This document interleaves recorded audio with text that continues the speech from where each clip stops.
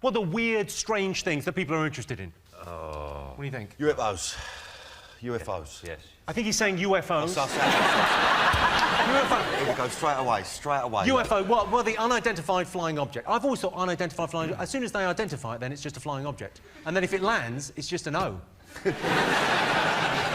No, you believe in UFOs, don't you? Yeah, I do, yeah, I've seen them. You've seen them? What did you see when you saw them?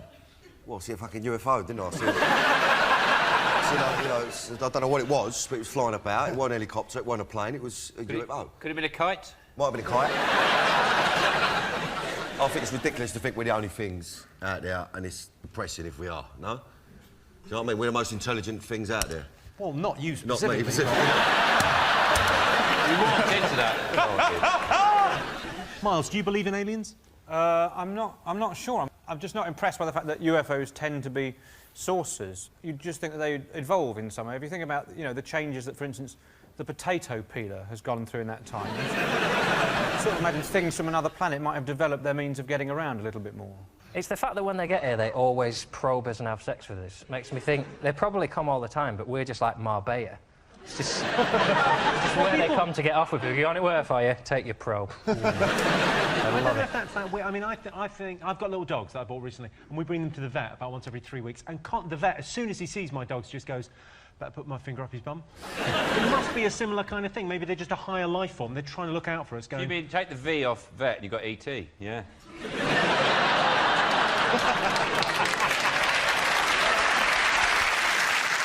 If aliens do land, I'd quite like to be the person that greets them off the spaceship. I think the chances of you being elected to that post. Well, I'd actually make a very good ambassador for the planet, actually, Jimmy. What would you say when you met the Well, alien? for a start, I'm polite. I know. I'd lay on a buffet. And my mum's got a car, so if they need driving about, happy to do it. You do have the look of someone who's been abducted. They usually Yeah. they go for your type. No one believes us. Well, that's the thing I was thinking is if you had been abducted, you can't prove it, can you? No, I can't. You can only say you've been abducted. Have you had people on the One Show about you must have covered We UFOs. have, yeah. I mean, Olivia Newton-John swears that she's seen a UFO. Case closed. But so, hang on, no. So has Peter Andre and Katie Price. Danny, you went to America and you properly went in and saw footage of these. I went and see a geezer called Stan Romanek. Right. Who's been abducted since he was a kid. I sound like such a prick talking about this now. No, it's interesting. It's interesting stuff. Listen, and he's been abducted since he was a kid, and he showed me some mad shit. All right. What did he show you? Because I saw the documentary. He showed me an alien poking his head through a window.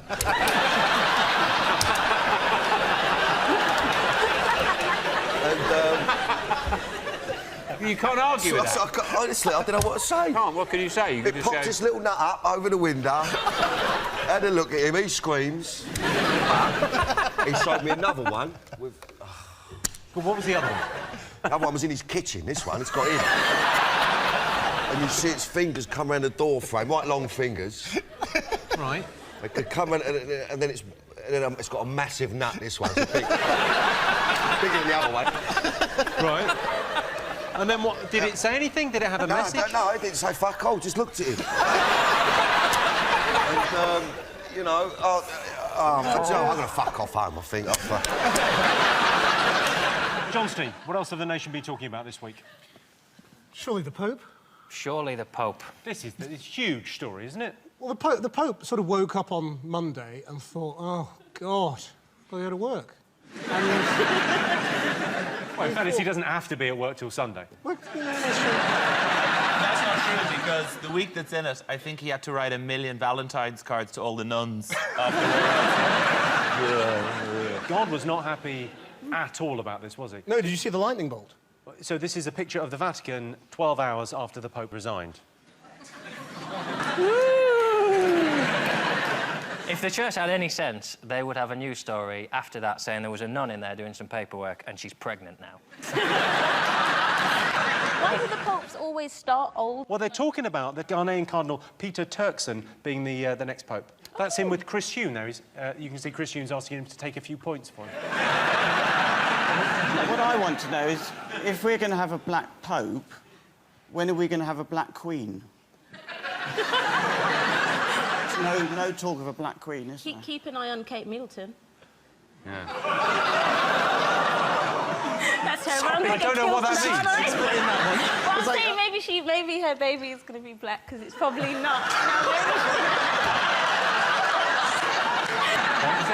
The Queen's not elected, is it? No, that's a serious answer. Yeah, but that's what makes it weird, that people choose the Pope. Shouldn't it be someone who something magical has happened to? You know, like you got Jesus, like he was the guy, because, you know, you knew... No, I'm just saying, you know that he was chosen by God because he'd done, you know, he'd done magic things. It should more, you know... So you think, what, Paul Daniels? Who are you?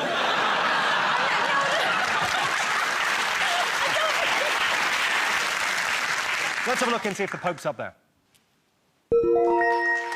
Yes, the Pope's resigned. Yes, the Pope has resigned. He's going to be difficult to replace. Where are we going to find another paedophile apologist who's also a Nazi? OK. Can I just do a little disclaimer? Can we just make sure we don't put the bit about me talking about she might have a black baby?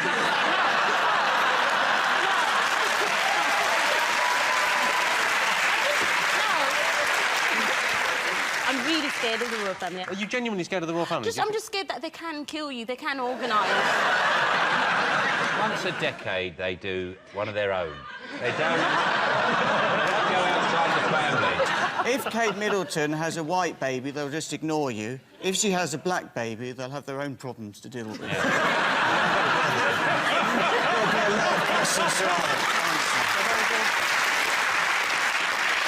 The main worry is not if it's black, it's whether it's ginger. That's the main worry. That's the thing everyone's worried about. I feel much better now, because, like, more of us have said stuff now, so at least... I can tell you facts about the Loch Ness Monster. It was first spotted in 1934. Yeah, see, I think, you know, I think that's like... What do you think, Tony? I've seen it, and...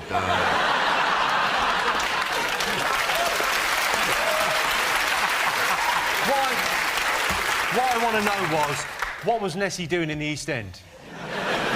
West Ham. I went up there, you know. She's fucking off. Look, where's she going? There's nobody there, Danny.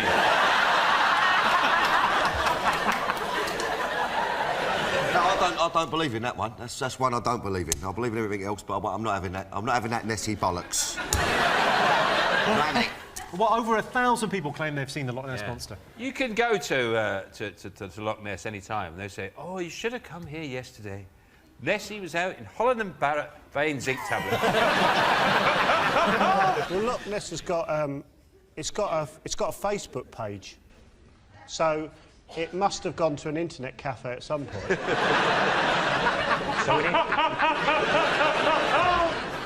That's a photo from 1934.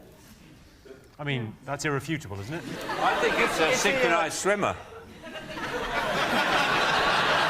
That's what it is, synchronised swimming. Yeah. Best way to relax after a hard day's work? 2 weeks off. Best way to relax after a hard day's work is 2 weeks off. What do you think? Oh, go on. I like to relax by recreating the scene from Ghost with a potter's wheel.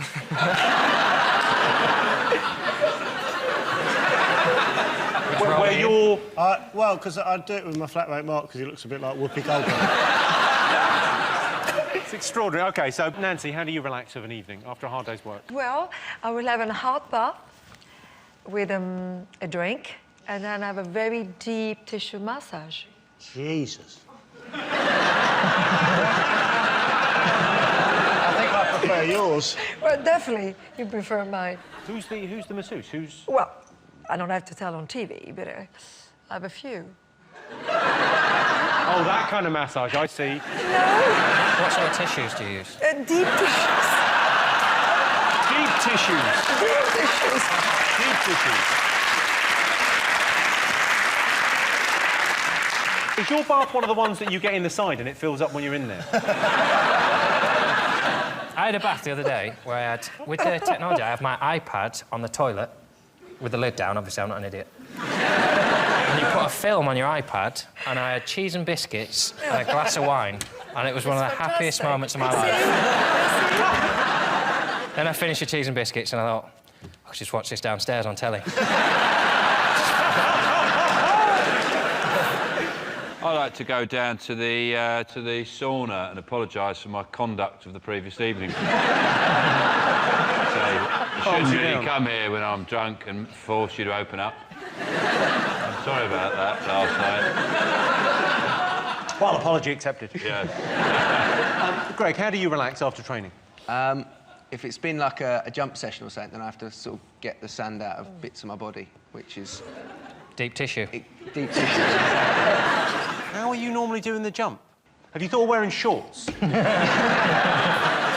have thought they'd have invented a better substance now, like a really thick custard or something. So you sort of slide into it and it leaves a groove, but you can just wash the custard off afterwards. I mean, it's sandblast. They do the sandblast things that they have instead of getting the bath. Just get one of those high-powered hoses. They burn paint off walls. Right. OK, so best way to relax after a hard day's work? I like to hang around by bottle banks. Or I dress up as a knight. Sorry, you dress up? Dress up as a knight, full armour, then put a film on. A night in? Because that's what they would have done.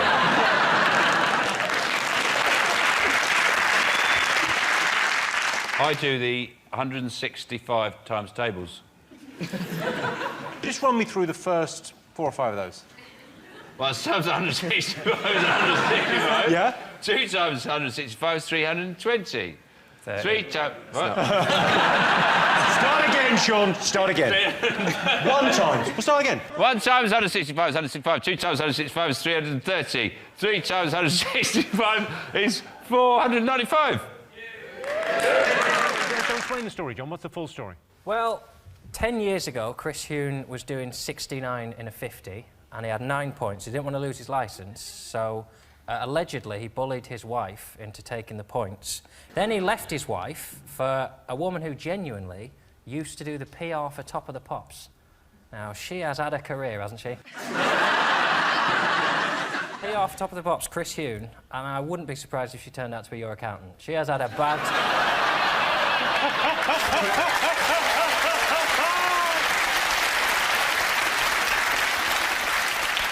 But the thing is, he basically said to his wife, take these points, and she took them at the time, and then she found out he'd been cheating on her, so she went to a newspaper and said, I've got this story, do you think I'll get into trouble? Didn't she buy a wire off the internet, a recording device, and recorded him confessing in order to sell it to the paper? She tried. That's devious. But the mistake he's made is that he hasn't married someone. You can only do that if you marry someone who looks like you. So Brian May and Anita Dobson, they do it all the time. He drives like a nutter pest, and then he says, it was Anita that was driving. Marry someone who looks like you. Terrible sex life, obviously. Oh, I don't know. My favourite thing about all of it is the texts from his son, which, when you read them, are just staggering. The one on Christmas Day is pretty much like, hope you have a great Christmas, love you, Dad. Well, I hate you, so fuck off. There was another exchange which I think is even better. This is Chris Huhne saying to his son, Peter, I do hope your exams are going OK, despite everything over the last few weeks. Thinking of you, love you, Dad. P.S. It's Grandad's birthday today. And then his son texts back, don't text me, you fat piece of shit. That mouthy son of his, he better hope he doesn't get put in prison, because he's going to come out all hardened, isn't he? Oh, yeah. Go, yeah, remember them fucking texts you sent me? Who's a fat bastard now, you fucking muppet? Wow. Kean, would you take points for your partner? Your partner said Yeah. Why wouldn't you? Well, that seems like a very honest answer. I mean, first of all, you know, I'm not divorced, and you know, my son doesn't think I'm a prick. So, them two things put together, you know, I would like to think that as a family we would stick together. You like to think you'd get away with it? I do that. I have to take points for my wife, yeah. She drives like a lunatic. I bet his wife is spitting. Now, the other thing about it, does he deserve to go to jail? Because basically his crime is he did 69 miles in a 50 zone and he's going to jail. He has played that very, very badly. Yeah. He's a div, though, because, you know, I mean, a whole political career down the toilet for 3 points is one thing, but he's besmirched the good name of politicians. Very, very rarely are in the news for the wrong... Occasionally you'll get the... Jeffrey Archer, I remember, you know, he was supposed to have shagged prostitutes and he lied in court. But apart from... Well, Jonathan Aitken, he lied in court. But apart from those two... Well, you had Neil Hamilton getting brown envelopes full of cash from Mohammed Al-Fayed. But apart... Well, you also had Jackie Smith and her husband putting porn movies on expenses. So, and the bloke who put his duck house on expenses. And John Major, when he did his Back to Basics thing, he was nobbing Edwina Curry. We had cash for questions, cash for honours, cash for influence, arms to Iraq. But apart from those scandals, politicians have had a very, very good name in this country.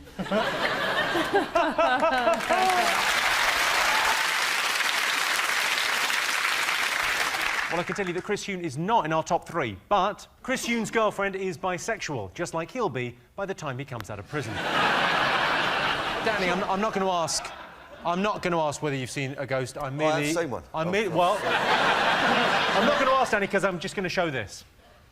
It's basically this long alleyway with a big wall outside and a big fence outside, right? And this was about 3 bells in the morning. Jumped over, me and my pal, walking along, a bit paranoid, and we saw someone walking towards us. And we thought, well, I don't want to bring it on top, turn around and go the other way. We'll just keep walking, you know what I mean? Kept walking, getting closer, nut down, didn't really want to look. As he's got closer, it was a monk. A monk with all the gear on and all that. It was a man bit, so I didn't really pipe that much, you know what I mean? I thought, yeah, all right, sweet, he looks like a bit of a fat. If we haven't on our toes, we'll be able to get away with him. So anyways, walked past this monk, and no word of a lie, so 10 seconds later, we looked round, the was gone. There was an old monastery round there, we later found out, right? Now, I wish now, looking back on it, I'd have had a right pipe at his boat. Because it was obviously a ghost. I wish I'd have studied a bit more and just took it in more. But I swear to God, it was a old pit. It was quite a life happening, to be honest with you. It was on me nuts for a long time. Good, right? Do you still regret not having more of a pipe at his boat? I do. I swear, well, listen, right, there's 3 alternatives, right? Right, it was a monk. Wandering around in the middle of the night. Right, just knocking about, right? Yeah. It was like a fat geezer dressed as a monk, fit as a fiddle that could jump over a 20-foot wall. Or I was off me fucking nuts.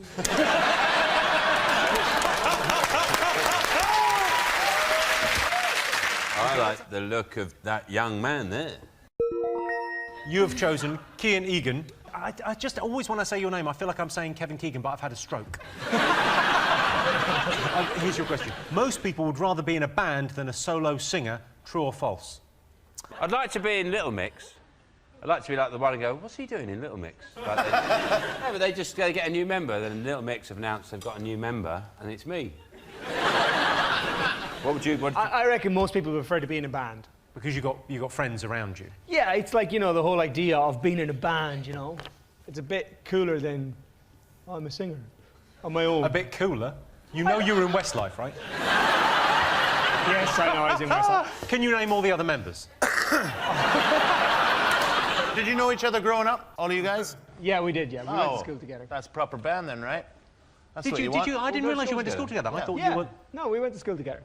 So you knew each other since what age? Well, me, Shane and Mark we were in the same class as each other and we started the band up and then Brian and Nicky joined about a year later. At what point did Louis swoop? Money!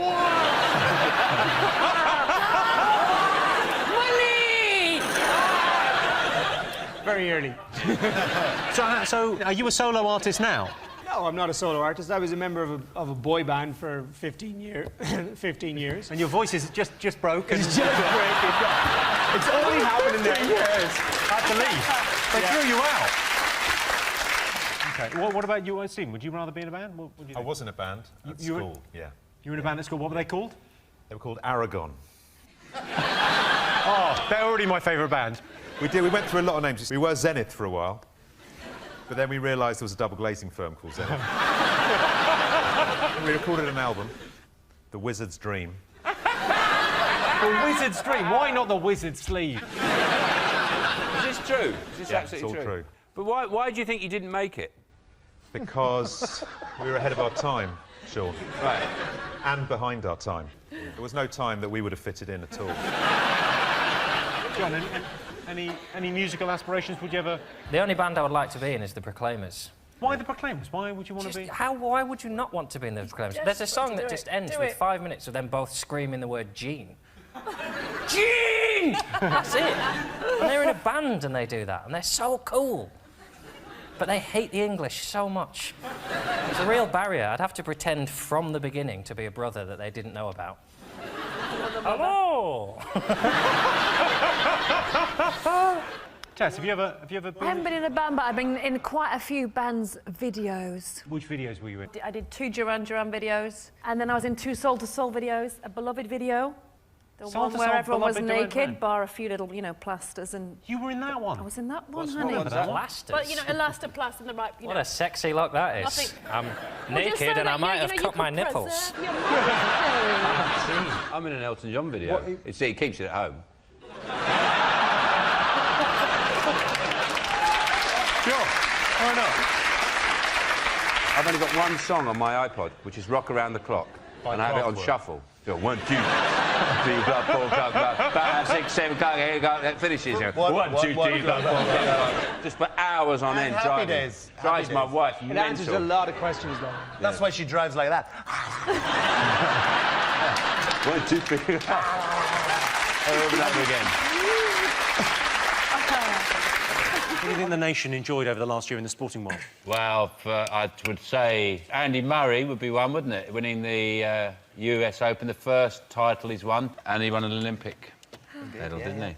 He's bloody good. Are you a big fan of Andy Murray? Yeah, I think he's done a good job for tennis and everything else. Relatively nice guy, so... Relatively nice guy. Wow. All right, get a room. Jesus. He's a relatively nice guy. He's done a good job for tennis. Well, his problem is that to eradicate his personality, because when he started, like you can see on court, he's clearly got a lot of passion and things, but when he started, he would mess about in interviews and do jokes, and he's got loads of abuse for it. So now he just deliberately tries to be as tedious as he can. His interviews now, after like the most incredible tennis game, go, yeah, it was quite awkward because I hit the ball, but he moved where I'd hit it. So I had to hit the ball to the other side, but he moved again, so I kept... And then I tried to go down the middle, but he was there. It was absolutely... He lost 2 toenails, but they didn't say which 2 it was, because it's only your big toe and your little toe that have names. This is 100% true. Andy Murray, during the final with the US Open, he lost 2 toenails, turned black and fell off during the game. But, sorry, so we don't know which 2 because they've... Because it's only your big toe and your little toe have names. And big toe's the only toe that actually does anything. All the rest of the toes are just hanging around with him. Like if you move your toes up and down. OK, all right, yeah, I'm doing it. I know, everybody's doing it. I'm doing my big toe now. But the big toe's the only one that actually goes up and down. All the rest of them are just going, what's going on? My little toe's in a real bad way. It's rolled right over. But you don't get this on the commentary, do you? You never get a commentator going, and I imagine Andy Murray's toes are going black. Do you play tennis at all, Joe?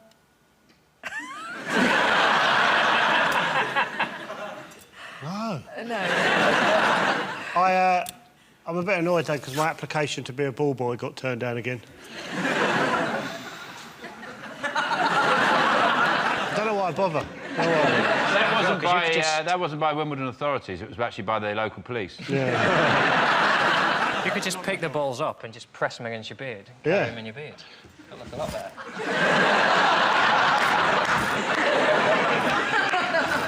See, I could do it.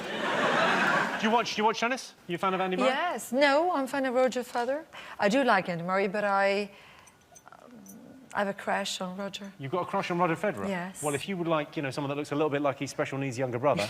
I know. Well, that's what I said. Look no further, my friend. You look like Federer if he stood in front of that ball cannon. Just went... What are you saying? You look puffed up. Anna, you come second. Well. Not often, no. You do. You just said.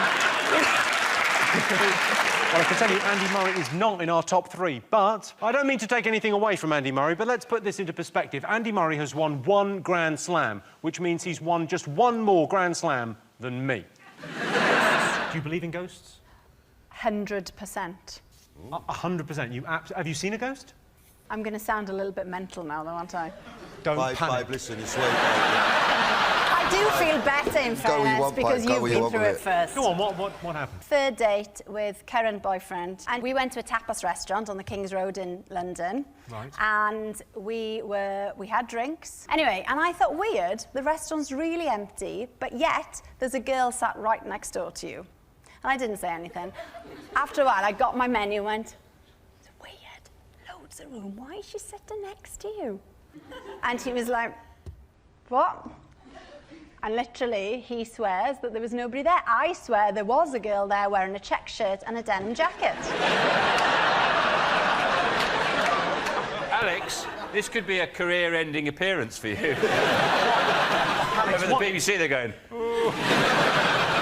You must have pulled some moves when you got back, because I don't get many dates, but I still think if I was on one and the girl saw a dead girl sat next to me, I'll call you, I'm going to move away from the country.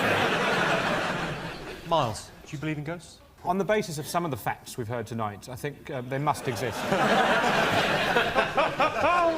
I sometimes practice being a ghost. Tell me more. So, in the next life, I won't be shit at it. That'd be embarrassing, no? So I do different things to practice. I move stuff, slam doors. Occasionally, I stand at the end of a stranger's bed while they sleep. Practice, get it right, you know, for when the time comes. Yeah. Dress up as a small girl, chill out in a tapas restaurant, see what happens. John, Tess, Stephen, what else have people been talking about this week? The horse burgers, it's gone mad. It's it's affected Burger King, and that's what seems to surprise people. But if your main burger is called a Whopper, that's a fair admission that even you don't know what's inside it. Yeah, you want a flame grilled Whopper, do you? Get that downside you, I'm not going to tell you. Even their fish burgers have got seahorse in it.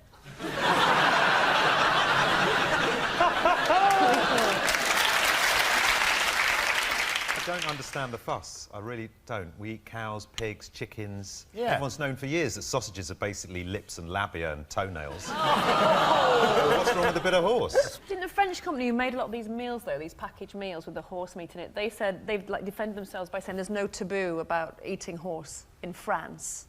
But they missed the point because the fact is we didn't know there was horse meat in it, so we didn't have the choice. It's better now it's a French company. Isn't there a company called, like, Gel Pack or something that sounds Commie rank? Gel. Yeah, that sounds rank anyway. But the first few companies were all called, like, O'Cuddleton's Orchard and things like that. It sounded like one little farmer who's got, I've got a few things, and sometimes one dies a bit and I'll put it in a burger. Apparently Finder's beef lasagnas were 100% horse. Yes! 100%. 100%, so what, not even any pasta? That's terrible. Sure, you need some cheese for it to be a lasagna. It was layers of horse on top of horse, with sprinkled horse on top of that. So would you eat horse? I don't see why not. Yeah. I mean, I'm not a fussy eater. That's a lovely way, but I'm not a fussy eater. This Christmas, instead of a turkey, we had a horse. We had a horse, and on the table there, with all the trimmings. All the trimmings. You took on quite a lot when you said, I'll have a leg. You know, it's lovely horse. Massive giblets. We had a donkey inside it. We had a donkey inside it. And inside the donkey, what? Well, we had a koala. Koala. What I want to know is, what are the cows doing that were meant to be in the burgers? Where are they hiding? Have they sneaked off somewhere? They've like not gone into work. There's a couple down here, actually. And now they're all hiding, disguised somewhere. Are they like the French Resistance? Are they living in people's houses? A very good thing will come out of all this, that people in general, whatever you eat, even if you eat, like, corn, you still don't know what's in it. People are far too trusting of packaging. We just buy something. Tesco packaging might as well just say on it, close your eyes, open your mouth, Tesco go and give you... You have no idea. Just eat this shit. It's brown, it's meaty. What's the end of that phrase? Close your... It's... open your mouth, close your eyes. Tesco gonna give you a good surprise. John's team, What do you think the nation would be talking about? The snow. Oh. Gemma, straight in there. Well, because it was like really changed all the colour of the country and stuff. How do you mean it's changed the colour of the country? Is it quite insightful? No, because when you look out your window, like obviously there's grass and there's grey buildings and like you drive through London, but when it snows, it's beautiful. So I think that's a hot topic to talk about. That's good. It's a cold topic. First reason why John doesn't have a girlfriend, that is. In a continuing series, let's see how high we can get. There's my voice, that's number 2. Hello, number 3. You know, I envy in the snow, in this weather. It's the only time of the year I envy dog walkers. Because I just think, oh, it'd be great, you know, when they have the dog has a crap and you've got something warm in your hand for a bit.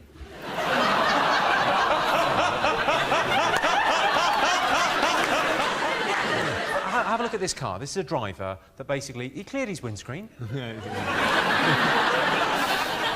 How could he possibly have an accident when he's prepared that thoroughly? That's not a cleared windscreen, that's a glory hole. I've seen holes like that in Louis Walsh's dressing room wall.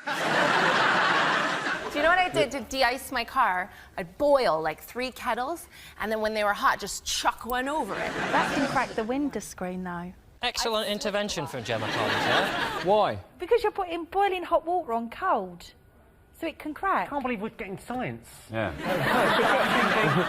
I'm really impressed. We're doing a bit of science together. So hot water on cold, don't do it. Yeah, because it will crack and shatter and it could be dangerous. Because it expands too quickly, isn't it? Yeah.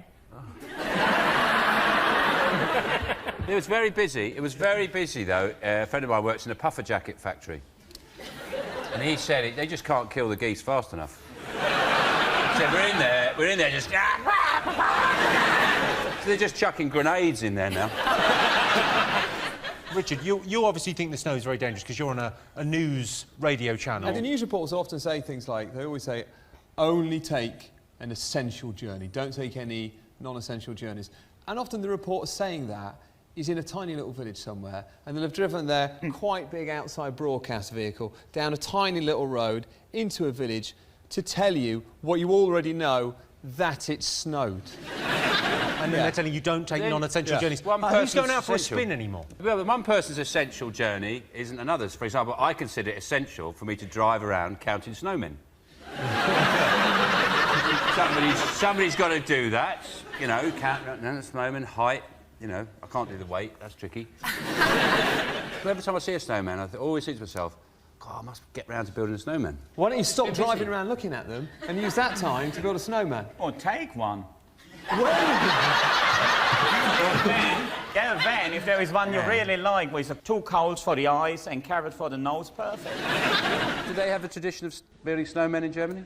Oh, we have got the finest snowman in the world. But I want to ask about German snowmen. Do they put the coal underneath the carrot? That would look good, wouldn't it? That would look good. Get a bit of coal there, like that. Let's have a look and see if the snow is up there. Yes, Britain continues to be battered by freezing weather. Conditions in Birmingham were described as appalling, with no food on the shelves, schools shut and emergency services stretched to breaking point. And then it began to snow. Top thing people learn from TV shows. Alex, what do you think you've learned on the One Show? Because you have interesting people on every day. I don't know. Well, you know, things that don't really help you in real life. Go on. Such as? Such as seagulls live till they're 40, potentially. Too long. It's too long for a seagull. 2 types of tidal energy. Well, in and out. Yeah, no.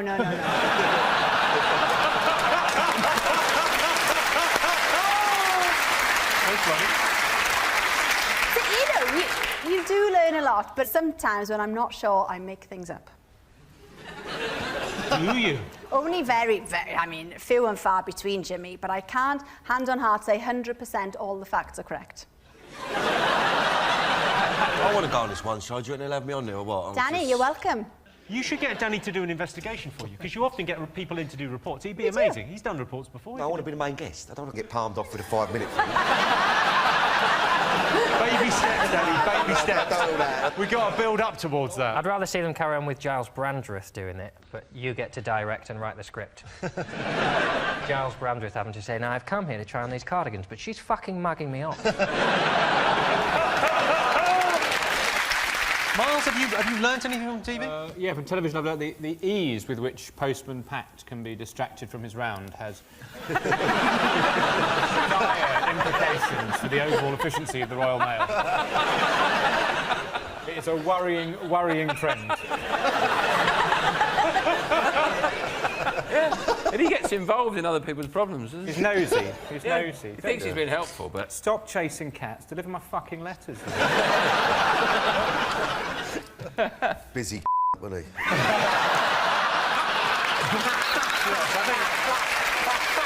I think you've really... Good postman and all that, lovely little cat, but one busy Oh, cool. Sean, have you learned anything else from television? I mean, other than the recent revelations. I just can't wait to bump into an animator somewhere saying, what are you working on? He goes, this new show called Busy Joe, have you learned anything from television? The only thing I've learned is that people on X Factor who say, I know I've got the X Factor, don't tend to have the X Factor.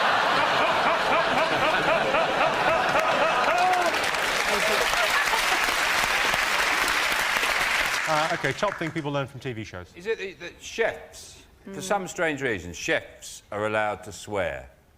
You know, you can't swear on gardening shows or property shows.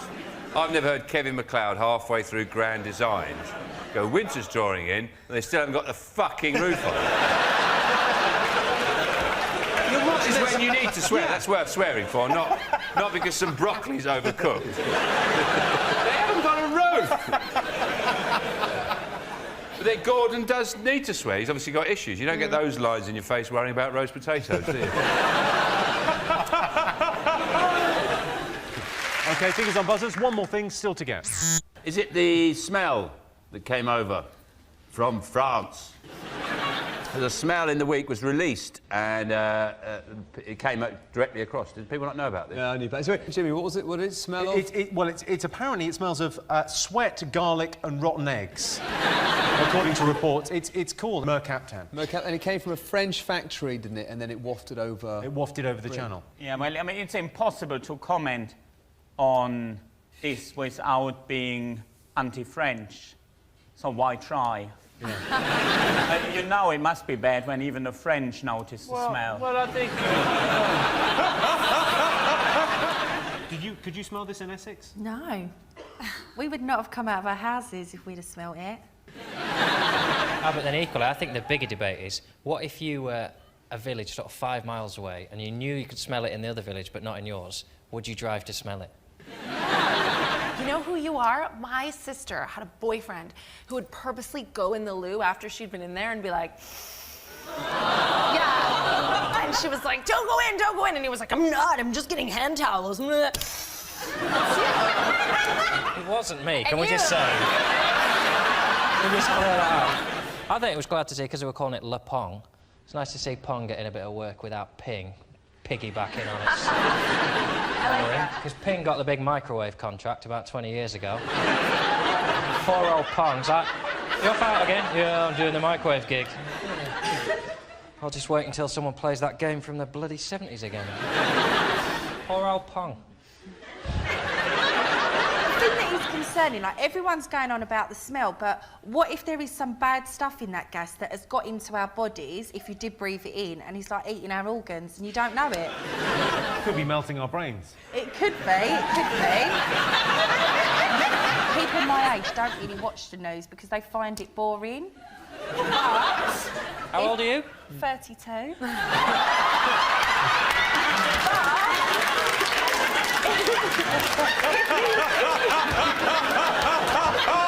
Every night sometimes I go on YouTube and I came across this guy, right, called David Icke. Yes. And I've been watching him and he's really Well, this explains a lot. You're his target audience, Gemma. Am I? Yes, you are exactly the sort of person he's trying to reach. He is fascinating. fascinating. He has said Beyonce isn't real. But and basically, we are all run by aliens. Like, there's aliens living amongst us in this country, like reptiles, which... See, why do you know to do that? Why do you know? He says that. Says they pull off their... he shows it on the thing. They pull off their faces? Yeah. Well, I imagine when you take the fake tan off, it looks different. Yeah. Why should we just believe that this gas has just come? Why did it come? What is it doing to us? You sound like you've just smoked your first joint. I haven't. Well, I can tell you the French gas leak is not one of the most talked about things this week. But after extensive investigation, the cause of the foul odour was narrowed down to 2 possible sources: everything in France or everyone in France. Sean, Tina, Joe, what have the nation been talking about over the last week? Faster trains. Faster trains. Between Manchester, Leeds and London. Manchester, Leeds and London. You're going the long way round, aren't you? Well, you know, they can't get the one that they're doing now on time, so are they going to make it 1 hour and 6 if they can't do it in 2 hours from Manchester to London? I'm quite happy with 2 hours to Manchester. I think you need a little bit of time to prepare yourself for going up north. I don't like this fast train because I don't like being early. I'm going to... You know, because it takes an hour, you're going to be early, you're just going to be hanging about. Get a slow one, keep warm. I don't think you will be early because it's not going to be built for 20 years. Yeah. 2033, isn't it? Yes, it's going to be finished in 2033. I thought we'd be teleporting by then. If I haven't got jetpacks, I don't want to be alive, let alone clinging on for life in a super fast buffet car, like. They're saying it's for, like, European business people, though, that are coming over. But surely if you've had, like, a flight from Moscow, you're not going to land and then go, how much to Manchester? 2 hours. Fuck me, I'll go back. Where's he going back to? Don't know. Is it really going to go 260 miles an hour? Yeah, that's what they're saying. It's a shame, because you're not going to be able to stick your head out the window anymore, are you? It's too dangerous. I used to love doing that. I did it all the way from Cardiff to Bangor once. God knows how many insects I ate, but I was... Too fast, isn't it? Too fast. You'll have to change train impressions for kids. Like, it can't go... Won't do that, will it? It'll just go...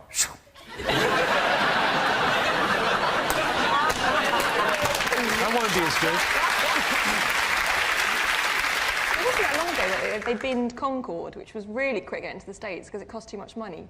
But now they've decided to spend 30 billion just to go to Manchester. Are you saying we should get Concords to Manchester? We get I'm in. 30 billion, yeah. Well, for that kind of money, I mean, there's other things we could spend that money on, aren't there? I mean, it's a huge amount. Yeah, we could have a free bar on the train for 20 years.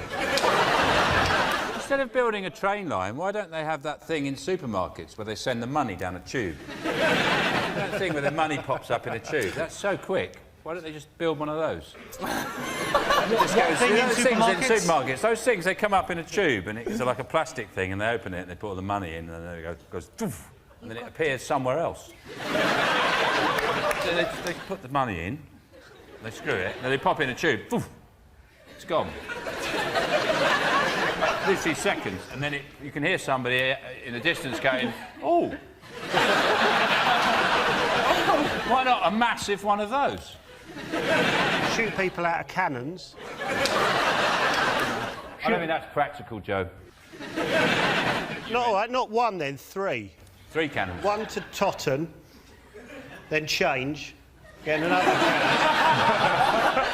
Leeds, it's like a 20-minute wait there. And then get another cannon. And then another cannon there. I could see that if there's a problem, like a cannon replacement service. Yeah. An idea. OK, let's see if the new high-speed rail line is one of the most talked about things this week. Yes, the most talked about thing. The government have unveiled plans for a new high-speed rail line. It said it will cost £32.7 billion, or £35 billion if you get a return. What other unexplained phenomenon, mystery phenomenon, strange and wonderful things do people find fascinating? Psychics. Psychics. Have you ever visited a psychic? 8 times. 8 times? Again, don't let this steer you in any direction as to whether I'm nuts or not. So what do they tell you? Oh, lots of different stuff, but I think the most weird one was when I was walking out of Boots, you know, Boots, and... You know, Boots. So I'm walking out of Boots, and this sort of deranged-looking woman comes towards me. She said, "You must buy a crystal." I went, "Oh, I'm all right." She didn't have a check shirt on, did she? She was older. She said, "You must buy a crystal." And I said, "Oh, I'm all right. I don't want a crystal." And she said, "Well, I'll give you the crystal." I said, "Well, all right." And she said, "It's good luck." And she said, "You've got to ditch that boyfriend of yours. He's very handsome, but you've got to get rid of him. He's no good for you. Next boyfriend, look for somebody with a J in the surname." Sure enough, 2 weeks later, new man, J in the surname. That's like you doing what you're told. No! See, she searched me out to give me that information. They look after you. John, don't look like that. It was the she searched me out thing. Afterwards. There was a lot of people in Boots, and she could have picked anybody, but she was drawn to me and gave me... And these people don't give crystals away willy-nilly. I recently visited a psychic, and he could tell that I was unsuccessful with women and sometimes got mistaken for being homeless just by looking at me. That's weird. That is crazy kind of powers. Danny, do you believe in psychics? I done that Sally Morgan, and I was sort of open to it, and she wanted to meet me at a dog track. Of course. Cockney and all that. So I spent about 2 hours with her, and I'll tell you what, the bollocks coming out of her mouth, right? Because she went, "Right, do you know what? I'm going to do something I never do. Right. I'm going to tell you what dog is going to win the next race." What did she say, greyhound? What? So, listen. She told me what one it was. I put a ton down on it, £100, Jimmy, right? Sure, I'm with you. The fucking thing come last. Best way to make friends? How? Obviously not like that. Is it hang around after night prayers? Night prayers, that comes just before let's strip down to our pants prayers? That comes just before the in the name of the Father, the Son, and in the Holy Ghost.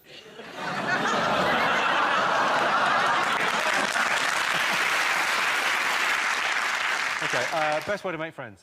You tell a woman that you love her, and she says, "I think we're friends."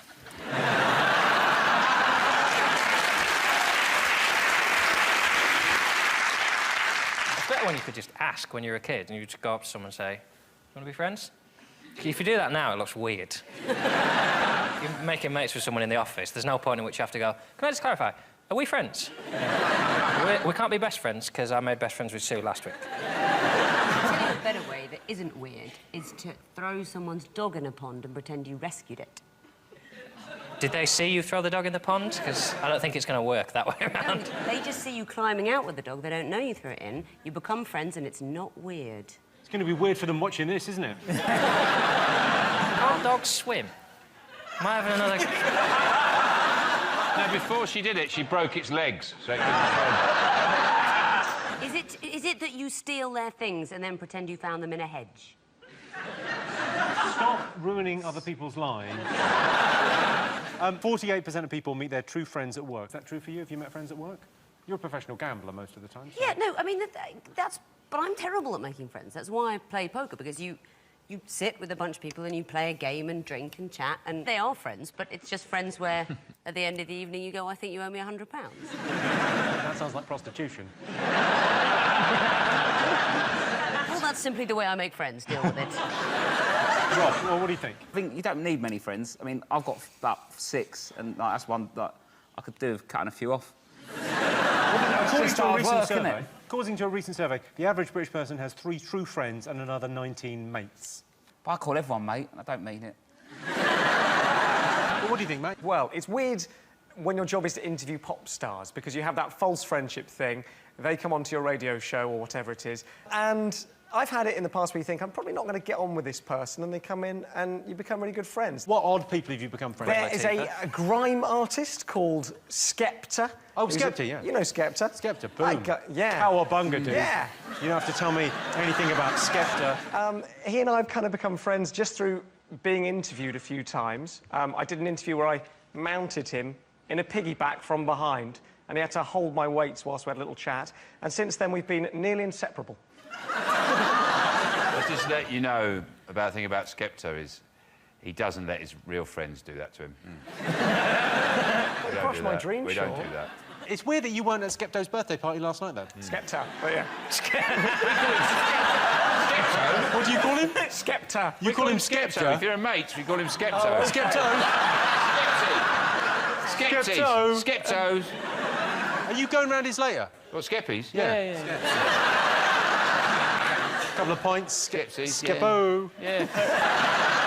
I'm going to go down there, we're just going to hit a bin with a brick for a bit. It'd be great. OK, best way to make friends? Just do it on Facebook, and once you've clicked it, it's official.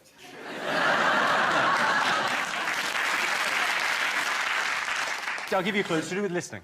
Asking questions. Go to the pub. Listening to someone moaning on. That'll do, yeah. I'll give you that. Listening was close enough. Yes, the best way to make friends is to listen to people's problems. Of course, some people like me have the opposite problem, too many friends. It's like every makeup girl we've ever had on this show has had to leave because I'm too friendly. Johnson, what else have the nation been talking about this week? The Pope. The Pope? The Pope. The Pope. The Pope. That's the Italian for it. The Pope. Oh no, bye-bye, the Pope. It was the Pope's last day, wasn't it? But what I don't understand, he's quit just before Easter. Just like... It's like a manager resigning before a cup final. That's surely like the biggest gig of the year, and he's chucking chocolate at people, and then he's quit. Oh, he had to give back his ring. Had to give back his... They have to destroy the ring, apparently. He has to give back his No, slippers, but they have to they literally have to destroy the papal ring. They have to get a hobbit in a volcano or some sort. The thing is, if he's got to go out for a leaving drink, isn't he? Like, if one goes out for a leaving drink at work, he's going to have to get around in for every Catholic. No wonder they die on the cross, whatever it is. Not die on the cross, that's Jesus. Jesus, isn't it? They die on the job, yeah, you get... Yeah, it's the other fella. Yeah, that's the big guy, the chief exec. He's meant to die on the job, and he's basically... You know, he's not fulfilled his purpose. He was meant to do his job until he died, and then there's a new pope. He's supposed to die on the job. The job is to die. I mean, I wouldn't want to do it. I'm sympathetic to him. I'll be honest with you, I'm not sure they're going to... You're not in without much of a shout. If you're the pope and you die, you are guaranteed straight to heaven, like being fired out of a cannon. As soon as you die, so boom, you're like in heaven on a cloud. Whatever you want going on is going on. Whatever you want nibbling is being nibbled.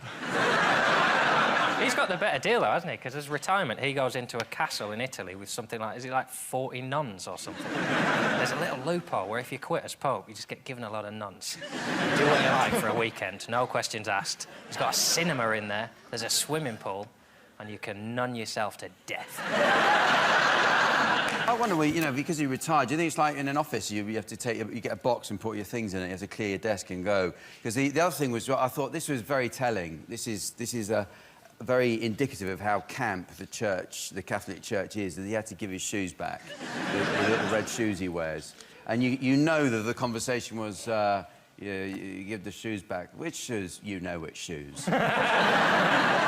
It makes it sound like being Pope's a bit like going bowling. Yeah. It is, yeah.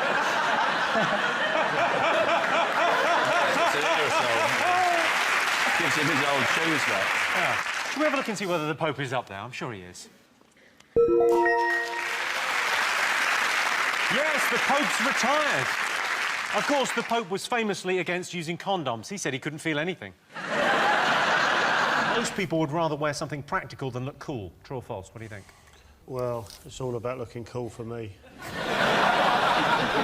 Like under this, I'm wearing quite expensive lingerie. It's impractical, but I feel great. Gives you the support you need. No, it doesn't. It's the opposite. It's right up my arse. But I think it is age dependent. People, you know, maybe... Got to be careful here. 40? I'm 40, yeah. Downwards. Go for, you know, look cool. Have you seen the two guys you're sitting with?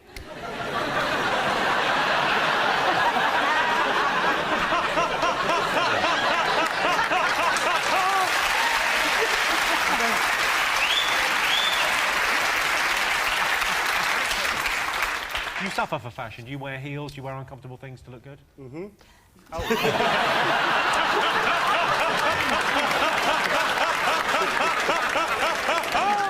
Most people secretly want to do another job, true or false? I'd say 99.9% of people would like to change their job.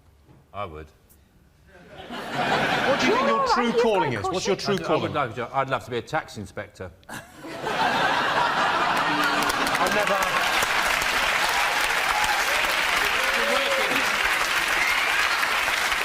I've been working on my knock. Listen to my knock. I don't know what a tax inspector's not. I've never met one, so I don't know. You ever see T-shirts? You know the jobs you see on T-shirts, like beer taster general. I'd like to be that, or boob inspector. Leader of the Pussy Patrol. Those jobs. Can you actually get those jobs? I ain't giving that job up. You'll have to wrestle me for it. It took me years to get to be leader of the Pussy Patrol. And if you've got a missing cat, you can contact me.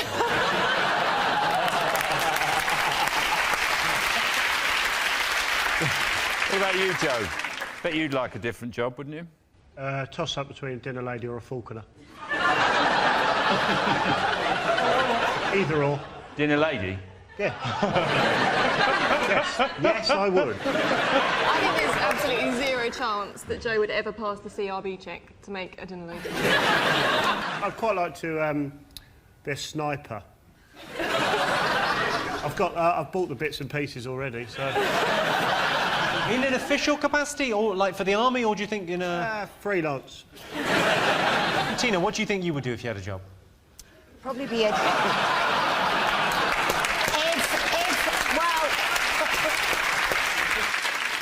I'd like to be a diving instructor. No, a politician, to be honest. Politician? Quite seriously, yeah. That's a great job to have. What would you do, John, if you weren't doing this? I'd quite like to be a milkman. A real buzz out of giving people milk. But in my experience, unless you've got the uniform, it's weird. You just knock on someone's door with some milk and go, there you go. If I couldn't do this, I'd like to be a zookeeper. But I wouldn't touch any shit. I've got a friend who's a zookeeper, and it is an amazing job. I've got a friend Is this true? Really? He's got a dangerous wild animal rescue facility in Woking, this little house in Essex. There's an emu, and he gave me an emu egg, which looks like a dino egg. It's bright green, and I made an omelette out of it the other day. Oh. Well, that's... Oh, sorry, is this a rescue centre for the animals? If you're eating some of them... No, it's an emu We didn't egg. get the funding we were hoping for, so... Well, Beaky hasn't got a boyfriend, so you're not eating and it wouldn't be an emu because it's not fertilised. It's just an egg. It's Go just very like nicely with the leopard bacon. I'm sorry, Let's get some answers on this. So, most people secretly want to do another job, true or false? You're going to go... True! True. John? We think it's true. OK, I can tell you the answer is true. 54% of people secretly want to do another job. Goldstein, what else have the nation been talking about this week? Badgers! Badgers! It's a very upbeat response. Ah, they can't kill all the badgers. Well, they don't know how many there are. Badgers have moved the goalposts. This is actually a quote from a government minister when Environment Secretary Owen Paterson was asked if he'd moved the goalposts, because they're now saying they need to kill more badgers. He said the badgers have moved the goalposts. They do, and that's why they must die. That's the kind of thing they do. Richard, what's your problem with We've got a badgers? massive problem with badgers. We have a lot of badgers anyway, and now we've got all these refugee badgers coming in, running away from all Starting these... to sound like Clarkson, mate. No! He was rude about badgers. No, he was rude about badgers. I like badgers, but I only like the ones that we already had. And then all the protesters were blowing whistles and banging saucepans to scare them away. So now they've all come and lived at our place, and that's kind of chucked our home badgers out. And... How can you tell the difference between the new badgers and the old badgers? Well, they've got different accents. Because... I think the cull's a good thing, because they say that there's the equivalent of one dead badger for every 10 yards between Tiverton and Exeter. They always say that, don't they? Yeah, people are always saying that. No, but it's actually quite a useful way of finding your way home. Instead of just sprinkling rose petals as you walk along, we can just follow the usual method, yes. A trail of dead woodland animals. We gave it to them. That's what I feel sorry for. We caught TB in the Industrial Revolution, gave it to the cows. The cows gave it to the badgers. We killed all the cows that had it. we got rid of it. The badgers were just left with TB. Like, there you go, mate. They went, oh, I've got bloody TB now. And now they're trying to give it back, and we're shooting them all. It's like giving someone a cold and then shooting them, going, don't give me that cold, mate. I'm a supporter of the badgers, and I've actually rescued 2 badgers, because they came round to shoot them, and I had a cottage down there, and I took them in, and I pretended they were slippers. And I would have got away with it, but one of them started coughing. Carol, what do you make of the badger cult? Well, I think it's interesting because obviously TB is supposedly spread by the badgers, and with this cull now, they're all running for the hills and obviously spreading it even more. There is no TB. The whole thing is just a countryside alliance. It gives them an excuse to shoot something that's slightly black.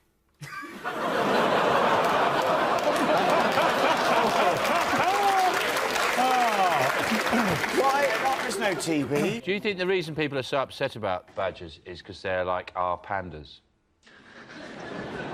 So people are feel very, very fondly towards pandas. Do you think people see them badger as it's like a shit panda? They are a bit like pandas, because I love watching 2 of them shag. What, a panda and a badger? Oh, no. 2 badgers having sex, not anything weird. You like watching a couple of badgers? Because there's 2 pandas up in Scotland they're trying to get to have it off. Yeah. So if people like watching pandas having sex, people might also like to watch badgers do it. The badger might help, because the badger could be like a fluffer for the panda. Then the panda comes in and takes over. Sure. Panda just goes, out of the way, sunshine. I'll finish this job. Let's have a look and see if the badger cult is up there. Yes, the badger cult's been extended as they say they haven't killed enough animals. The aim of the cull was to stop the spread of bovine TB and to distract Brian May from making any more music. What do you think people have been talking about this week? I don't really talk to people. Tend to move away when We put 2 girls on your team this week because we thought it would force you to talk to girls. OK. Hey. All right, John. Yeah. Girls. John.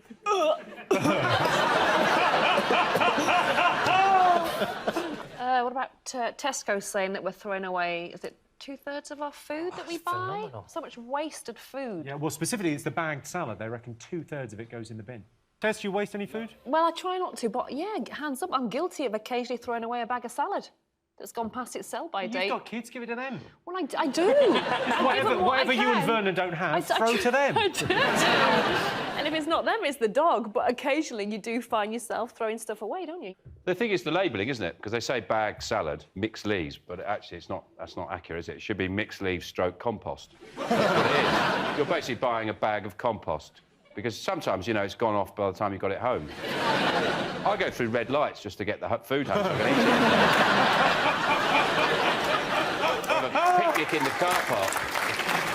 I think there's a smell test where we all believe the best before date, just give it a sniff. If you're not sick in your mouth, it's fine. Yeah. It seems like a lot of waste, 2/3 of everything you eat, but I thought about it, it's true, because I've got an example of, like, if I'm eating a packet of 3 Scotch eggs, I'll eat 1 and throw the other 2 at cyclists.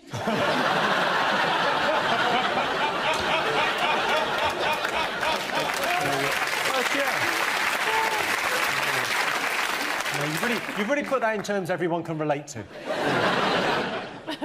I waste so little. I went on holiday and took some Nurofen, because you can never be too prepared on a holiday, can you? No, John. And when I got back, I saw that one of the Nurofen had popped out of the little metal thing they're in, and I didn't want to waste it, so I ate it.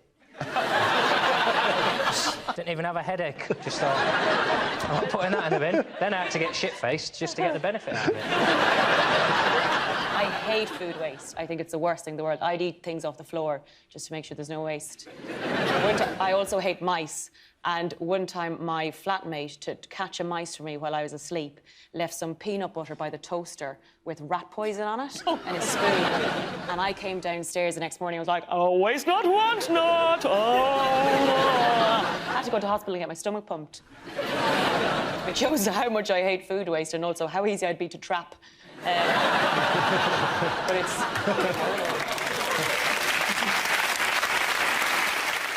Christian, do you waste food? I do waste food. I'm really bad. I'm a bit obsessive about the dates.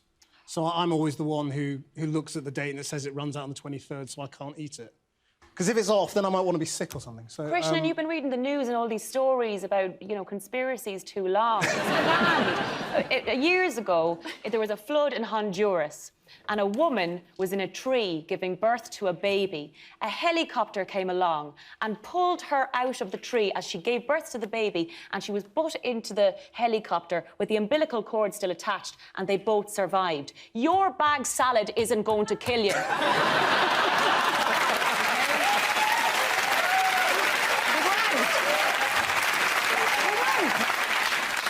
I feel that story might have been a sledgehammer to crack a nut there, really. There was a helicopter and a flood in Honduras to get him to eat some salad. A bad bag of salad might make you rush the news, won't it? Well, I've got a weak stomach, and reading the news on a weak stomach is not good. No. My sister once had to throw up. She's a newsreader as well, and she had to throw up in between the stories. So she would do an intro and then go... and then carried on, you know.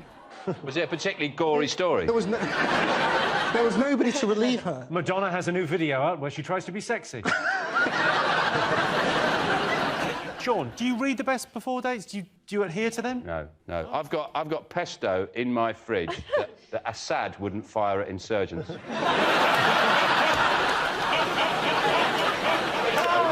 don't eat a monkey, so I'm fine.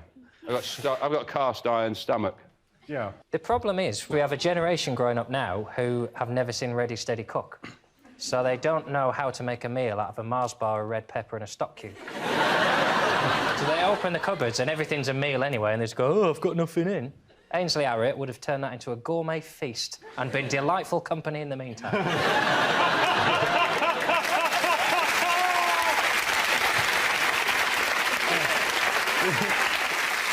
OK, let's have a look and see what's up there.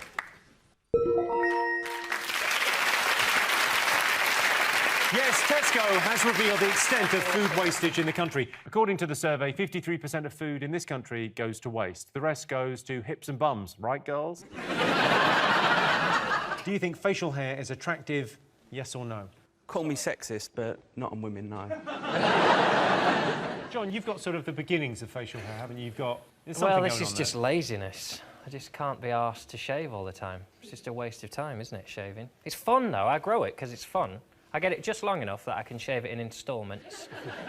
And I'd shave that bit first, so I get a little neat beard, and then I crop it under like that, so you get a little wanker beard. And then you leave it. I feel sorry for women that never get to do that.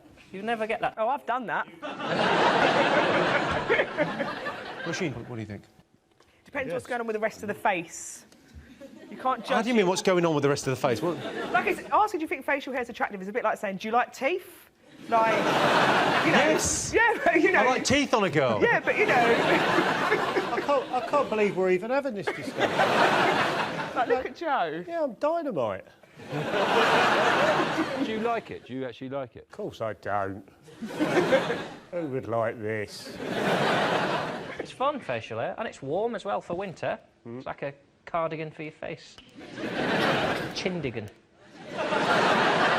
It's not attractive, though, is it, to answer the question? It's not sexy, is it? OK, what do you think? I'm adamant it's a yes. I think it's very in at the minute. Like, I mean, definitely not that. But, I mean, Joe's... Well, no, not that either. But, like, a kind of... like a designer stubble, like what John's going on. I think it's very attractive. Well, you're very kind to say so. Not a problem. Have you grown a beard? Do you want to try one? Do I want to try one? I've brought moustaches. Definitely. Oh, my God. I think that's the one for me.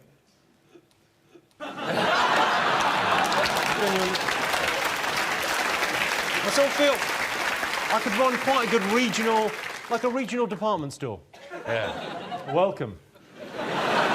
Sean, any interest in a moustache? You're more than welcome. You just had a bloke off the Pringles. I could sell Pringles, couldn't I? What would you care for? You've got a buffet of moustaches I there. do, of course I do. Would you like one, Roisin? Yes, please. Of course you would. Hang on. Here you go. This will look terrific on you, because I think for the blonde colouring. Thank you. No problem at all. Happy to help. There's no point, Joe. Some games you can't play. Oh, like a cat. A fat cat. You really do look like a cat. Leave it on. I like it. It's. Leave it on for a second. I'm loving it. Did you, It's not unattractive, but you do... I like that. Yes, I am a murderer. It's not my fault. In terms of attraction, though, I mean, that's pretty sexy, right? Sean? I feel like I'm in a strange nightclub and I go, oh, they like it. I'm going to give one to... Should we give one to... Should we give John a proper moustache? It'd be lovely for him to try, wouldn't it? Moustache, how very dare you. Fill your boots, though. You bounder, you cad. Well, I very much like it on you, actually. You've awakened something dark within my sexuality. Thank you. John looks like a magician. Is that supposed to be like this? It really hurts. That's a really good look for you, trust me. I'm like forgetting things, it's nipping that hard. You look like a rival cat, you look like you've got whiskers on. I got one for you, Joe. You can just see what you'd look like with a beard.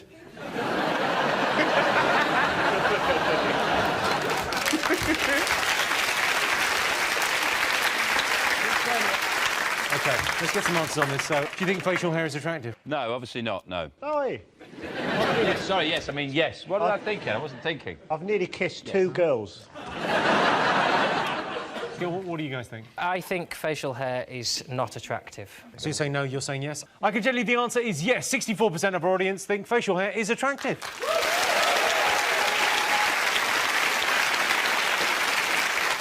Different beards can mean different things. For example, a Santa Claus-style beard means friendly with kids, whereas a Joe Wilkinson-style beard means too friendly with kids.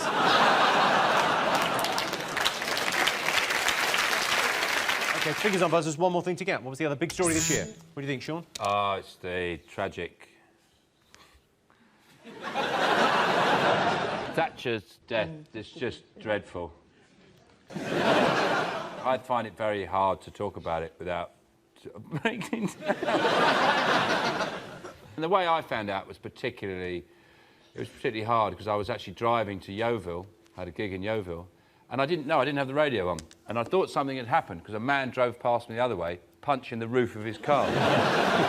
Literally, he's going like this, going, woohoo! I thought, I'll switch the radio on, and that's how I heard the news. Protesters in Brixton chanted Maggie, Maggie, Maggie, dead, dead, dead, and then rearranged the local cinema, now showing board, to say this. If you went to the cinema that night and you're going, well, shall I see Maggie Thatcher's dead or shall I watch LOL? My favourite thing was the CNN's coverage in America when they showed this picture of Margaret Thatcher. That is the archive picture. They didn't know who the man was. Oh. They went with that picture. What's weirder is I've got the same haircut. Look at him. How's that work? How are you having your hair, Jim? Thatcher's coming to town. Lorraine, what did you think of Margaret Thatcher? Feminist icon? What do you think? First female Prime Minister? I don't think she did very much for women. I think she could have done a lot more for women when she was in power, and she didn't. She wasn't a woman's woman, shall we say. So, no, I don't think she was a feminist icon at all. I think you have to admire her achievements. Through gritted teeth? Kind of, yes. I don't think she was a person's woman. I always say, I mean, when it happened, you know, there were people who had parties. I mean, I didn't have a party. I mean, it was drinks, nibbles, a few friends. You wouldn't call it a party. I just feel a lot of tribute that should have been made. They should have done a really fitting tribute, which is when they cremated her, they ran out of coal. Also, they brought her up on a gun carriage. They always have these gun carriages. Just once, you're going, fire her into the church. That would be amazing, wouldn't it? What a waste of a gun carriage. But she lived in the Ritz. Who lives in the Ritz? What a ridiculous place to live. Lots of us. Someone who doesn't want to pay council tax. Yeah.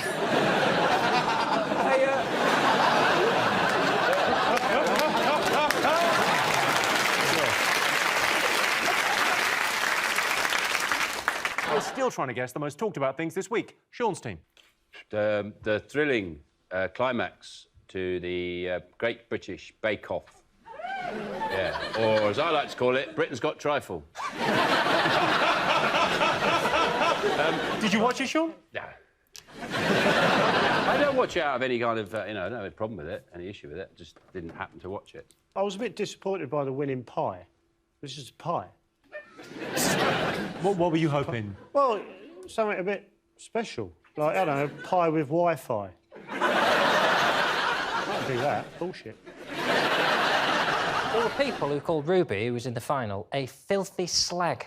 I mean, to get into the habit of calling cake makers a filthy slag is dangerous, because most of them are in their 70s. I'll swear at a cake, if a cake is really nice, I might go, oh, you dirty bastard.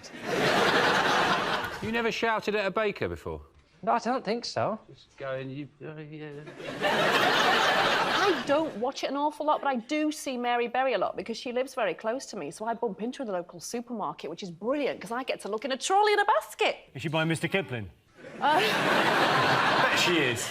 No, but interestingly enough, we've got a local frozen food shop. Allegedly, she goes in and buys a pre-cooked brownie tray bake.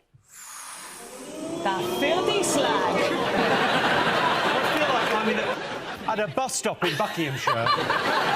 You see her, she thinks she saw that, she buys pre-made. Krishnan, did you partake? Well, it's a bit like Breaking Bad, the Great Bake Off. The idea of it is a bit ludicrous and you wouldn't want to watch it, but then if you catch it, it's amazing. And you learn a lot, and it's quite addictive. I would rather see the kind of shit bakers. You know, like, you know at the start of X Factor when they show the really deluded The crazy ones that can't really do it. I want to see the guy that baked a pie with, like, a lever arch file in it, or like, decorate a cake with his own hair. That's what I want to see. It lashes out when he doesn't get through. What you're saying is you want to be on the show? Yeah, I love it. OK, let's have a look and see if it's up there. Yes, the #1 story. Yes, the Great British Bake Off was the most talked about thing this week. Bake Off's not been a great success in America, of course, over there. It's a dieting show. Last week, an 80-year-old Russian man survived a fight with a bear. True story. He bravely kicked and headbutted the bear before the bear threw him off a cliff. He survived, but a bear basically came at him and he fought him off. So we asked our studio audience, do you consider yourselves brave? Yes or no? I was really hoping you had a clip.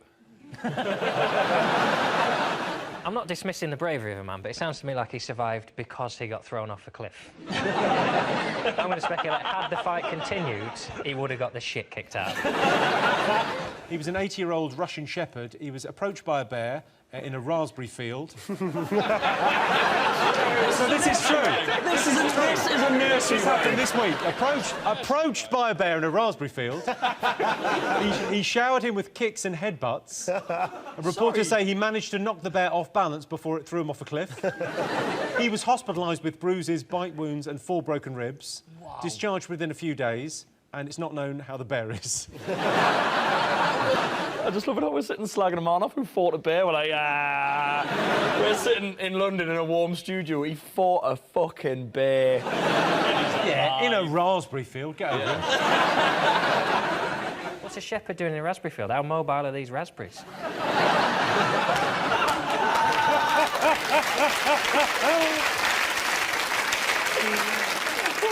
Well, I like the line, he was approached by the bear. I can imagine, if you're the shepherd, a bear goes, excuse me. The thing is, to be fair, we've only got the shepherd's version of this story. I'd like to hear the bear's version. In bear news, the bear was sexually assaulted today by a mad Russian. Joe, if you got attacked by a bear, what would your strategy be? What would you do? Work the body.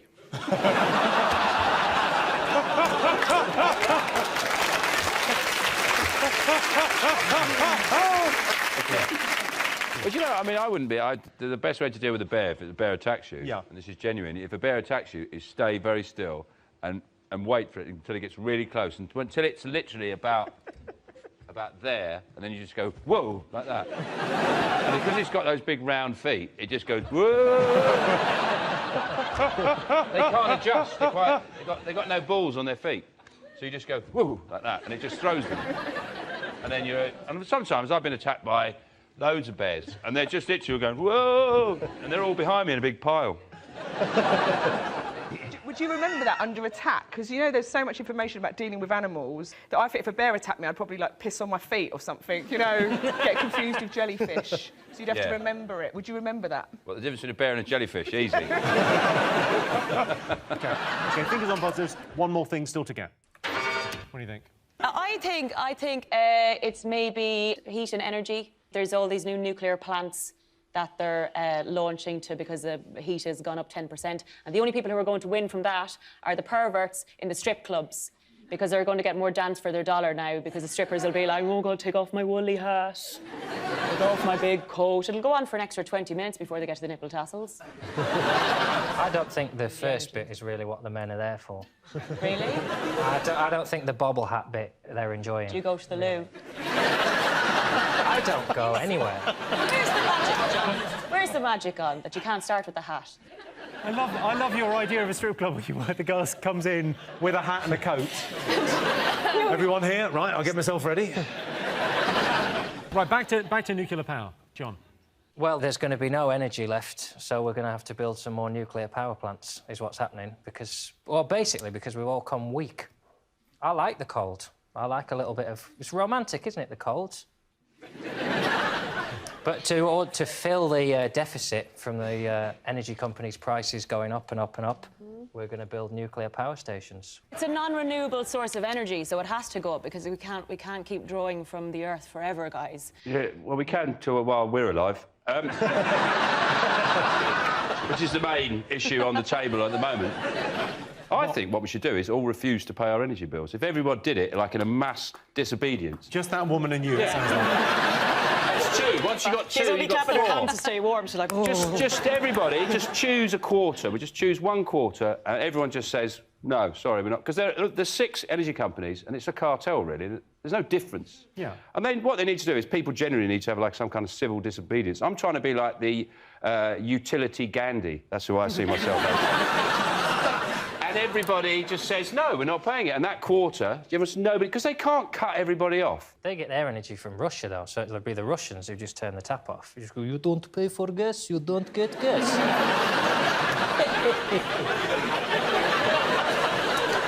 I put the shoulder laugh in just because I thought I made him too evil. They're putting it in Somerset, which is incredible, because Somerset has about 5 years' worth of energy from burning dead badgers. Pile them all up. They just set fire to the badgers. They could keep toasty warm. Or don't shoot the badgers. Put the badgers in like a hamster wheel. Get them working. Yeah. Joe, you're probably an expert on this, I would imagine. What do you think about nuclear power? Well, I'm not... Yeah, I know we need more energy, but I'm not really bothered about electricity because I quite like sitting in the dark. And I own a pair of night vision goggles. So I'm quite happy. What happens with night vision goggles if you wear them in the day? It hurts real bad. Yeah, I was wearing them, I opened the curtains, didn't realise 8 in the morning, lost one eye. OK, I can tell you it's not one of the most talked about things this week, but the nuclear power station will be built at Hinkley Point, or as it will be known in 5 years, the Forbidden Zone. Fingers on buzzers, one more thing to get. Go on. It's the christening of the royal baby. Yeah. Exciting, wasn't it? They christened him his official title, which is Prince George Asda. So they're in touch with common people. Yeah. Would you like to be asked to be one of the godparents? I think... would have been a tough choice for them, but... I think it'd be a very difficult choice for everybody involved. I think it's wise that we discussed it and it was agreed that for both parties it wasn't going to work out. And that's why Joe got the job. I'm quite liberal about these things in the church, though. I mean, I'm a godfather to someone, and I said... When they asked me, I said, but I'm not a Christian. And they said, don't worry, just come and meet the vicar. And I said to the vicar, obviously, I'm not Christian. And he said, don't worry, when I just say, you know... None of us are.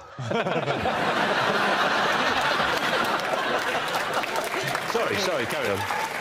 Well, he basically told me to lie. He said, you know, when they ask you the question, you know, will you bring this child up in the tradition or whatever it is, just say yes. It's fine. Joe, I was saying the big scandal was that some of the royals didn't get invited. I was like, that's good. Christenings are shit. There's no disco, you can't smoke. You have to get the gravy stains off your suit. This is a grey suit, it's just covered in gravy. didn't look very happy, though, did he, in the photographs, the official I think we've pictures got a of photo. baby We've got George? an official photo. Have we? Look. Look at that. He's Look, got wearing- tentacles. Oh, look. It's only his second ever public appearance and he's wearing a frock. These sort of things are the only days where weirdos get called well-wishers. A very good point, well made, yeah. You can sort of go out and about in London and no one free as bats a an bird eyelid. that day. I can wave at babies and no one arrests me.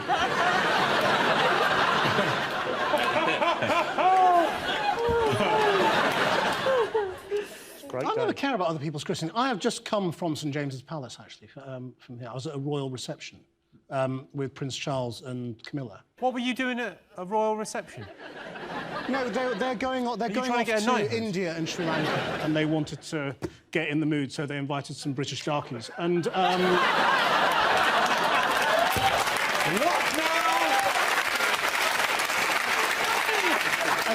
sorry, so they're going to... So glad you said it, not me.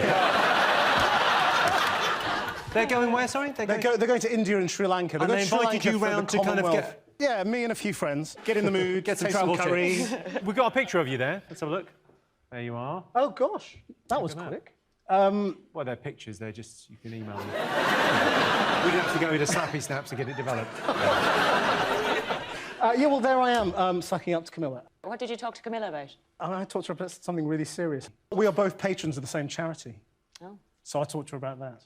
It won't get reported as a serious conversation. Whatever the royals say, in the papers they put, they quipped, or they... as if they're these piss-funny, hilarious... The front page of the paper said, "It's the first time the baby's been quiet today," joked William. It's not a joke, is it? That is a statement. That's just a fact. He was noisy, and now he's not noisy. You cannot tell these people they're funny. They get enough, they get driven everywhere and carried in gold carriages. They need an honest appraisal, at least, of their comic talent. To be told, fine what you do, but that's a shit joke. OK, let's see if George is up there.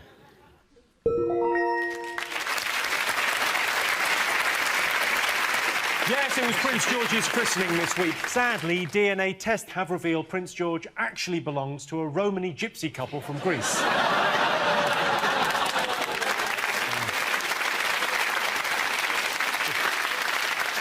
Top thing that makes British people angry. What do you think?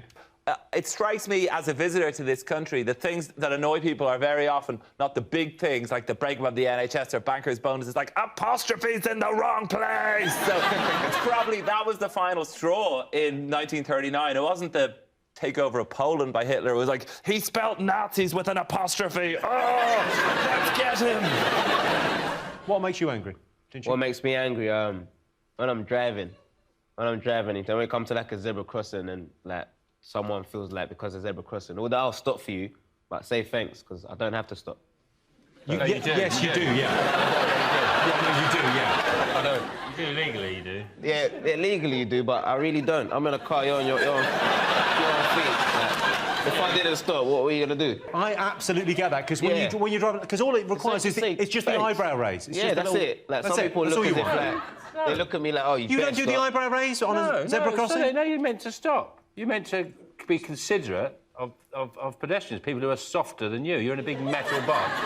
And I'm meant to say thank you for not killing me. That's basic standards. That's like saying thank you to somebody for not stabbing you in the head while you're walking down the street. Thanks for not punching me in the face. Thanks for not pushing me in front of that train. You spend your whole life thanking people for not doing something insane, which would be running you over. In fact, I'd be more likely to just go, ah. I don't do that because there's a lot of hard people driving who get out of their cars and beat the crap out of you. But really... You've had a bit of luck if it's Tinchy, really. Yeah. You don't know. You never know. Yeah. You know, don't underestimate anybody. Especially me! Yeah.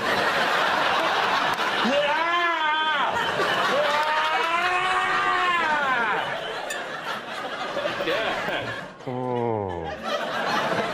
You came so close, Jimmy. What do you think? What makes you angry, John? You seem like a pretty easygoing guy. I can't imagine you get upset by much.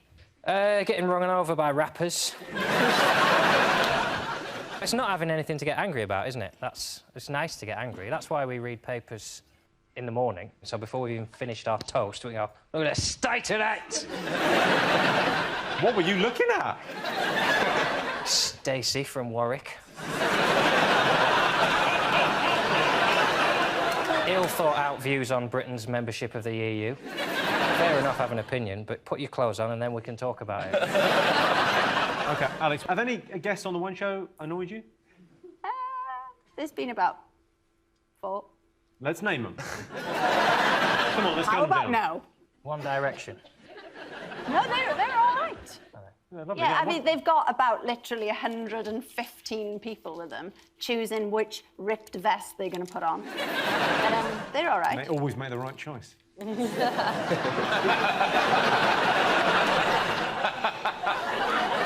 Yeah. You can't get it wrong, really, can you? Well, no, I mean... Whatever you put on those guys, it's just great. Whatever you're doing, guys, just keep doing it. Go on, back to the annoying guests. Bruce Willis was rubbish on the One Show. Oh, Bruce. You sound like you've broken up with him. Oh, Bruce. I would have if we were together after that. He just was a bit... He didn't know it was live, for a start. You could have told him. And then I did. I did. In the first VT, I said, listen, Bruce, this isn't going that well. You're going to have to speak. To be fair, it's a difficult gig for him to get up for, I imagine. If he's come off the back of, like, a Hollywood film where he's blowing up helicopters. I mean, he's got to come off the back of a Giles Brandreth documentary about maggots. I'll tell you what, something really does annoy me is when you go into a jeweller's and they're selling loads of clocks and they're all different times. I'm thinking, you're trying to sell me these clocks and you can't even be bothered to get them on the right time.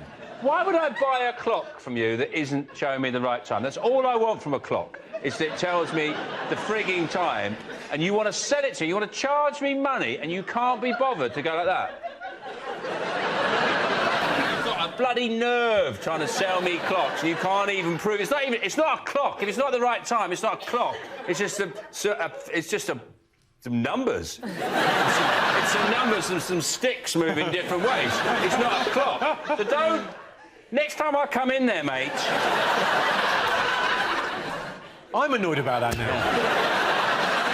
Did you see that CCTV footage of, like, some armed robbers? I'd love to go into a clock shop with balaclava and go, put all those clocks right! Just hold it to his head, go, now the next one, now the next one! Right, I'm out of here. OK, what's the top thing that makes British people angry?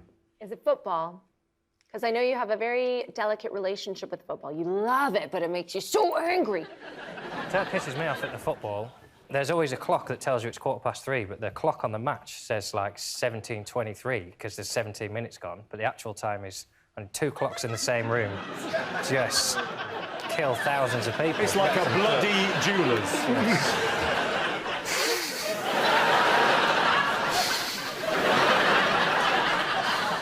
We waited till Series 16 to break out that face. Would you rather be served by a machine or a human being?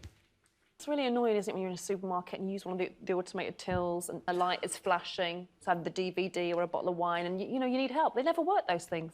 You're supposed to pay for them before you leave. I've lost it with them. I've just shouted at the machine. So I've swiped this loads of times, and I've just said, look, I've taken the chicken, OK? Do your worst. The chicken's coming with me. So I've got a hostage, so I walk out of the shop like this, go, I'm having this chicken, OK? I've tried to pay, you won't take it, I'm going. Drives me nuts. Yeah. It is annoying. And then you swipe, nothing swipes, and then you go, an apple, no sticker on it, just goes boop, and you go, what the... Get in your head. Occasionally, I like to put an unexpected item in the bagging area just to hear a woman's voice. I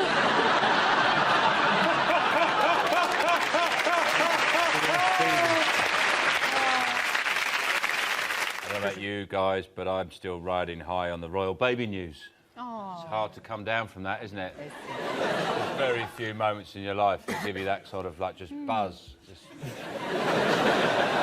Any parenting advice for them, Sean? You've got kids. Anything you would pass on to this young couple embarking on the adventure of parenthood? Oh, it's hard. mind you, I don't do a lot of it, so... It's really, that's more advice for William, isn't it? It looks pretty hard.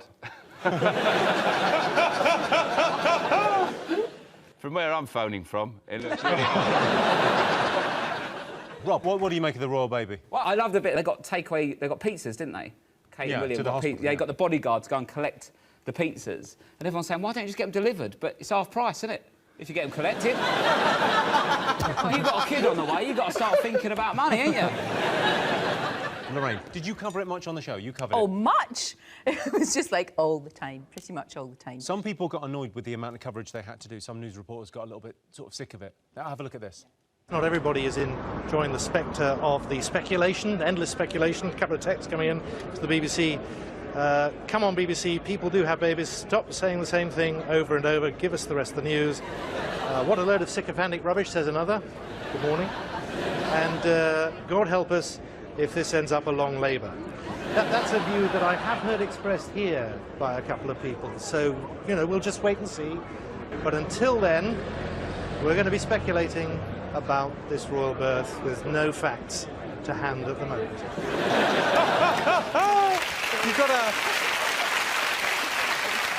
You've sort of got to admire his honesty there. He's just going, Completely. I actually like that. I like when people just say it as it is. Very refreshing. John, what do you make of it? Well, it's obviously significant, isn't it? But the coverage of it was... Because it was there, it was a 12-hour labour, which is double what she'd done to that point in her life. Freddie, were you excited about the royal birth? No. No. It's nice. Everyone has children. I've got 3 myself, but we didn't get that sort of billion. Would you give any advice to the royal parents? Kate, Yeah, you've got to get him into a strict routine, make him sleep through early doors.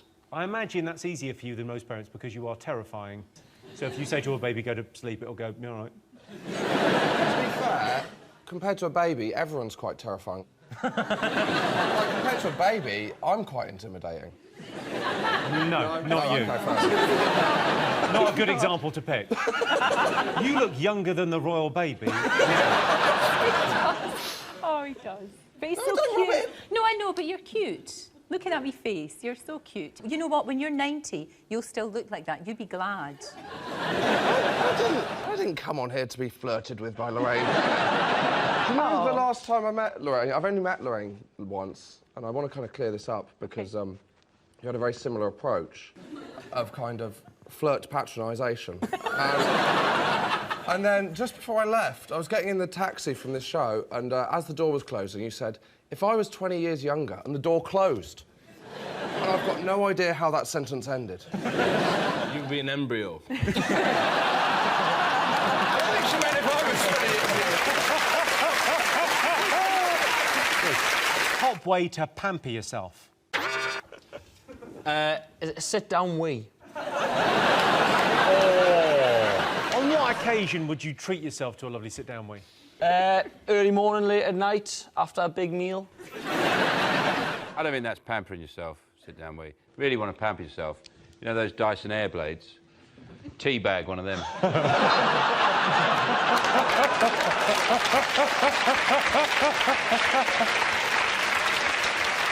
It's risky because you've got to have one foot on the door as well. One leg up.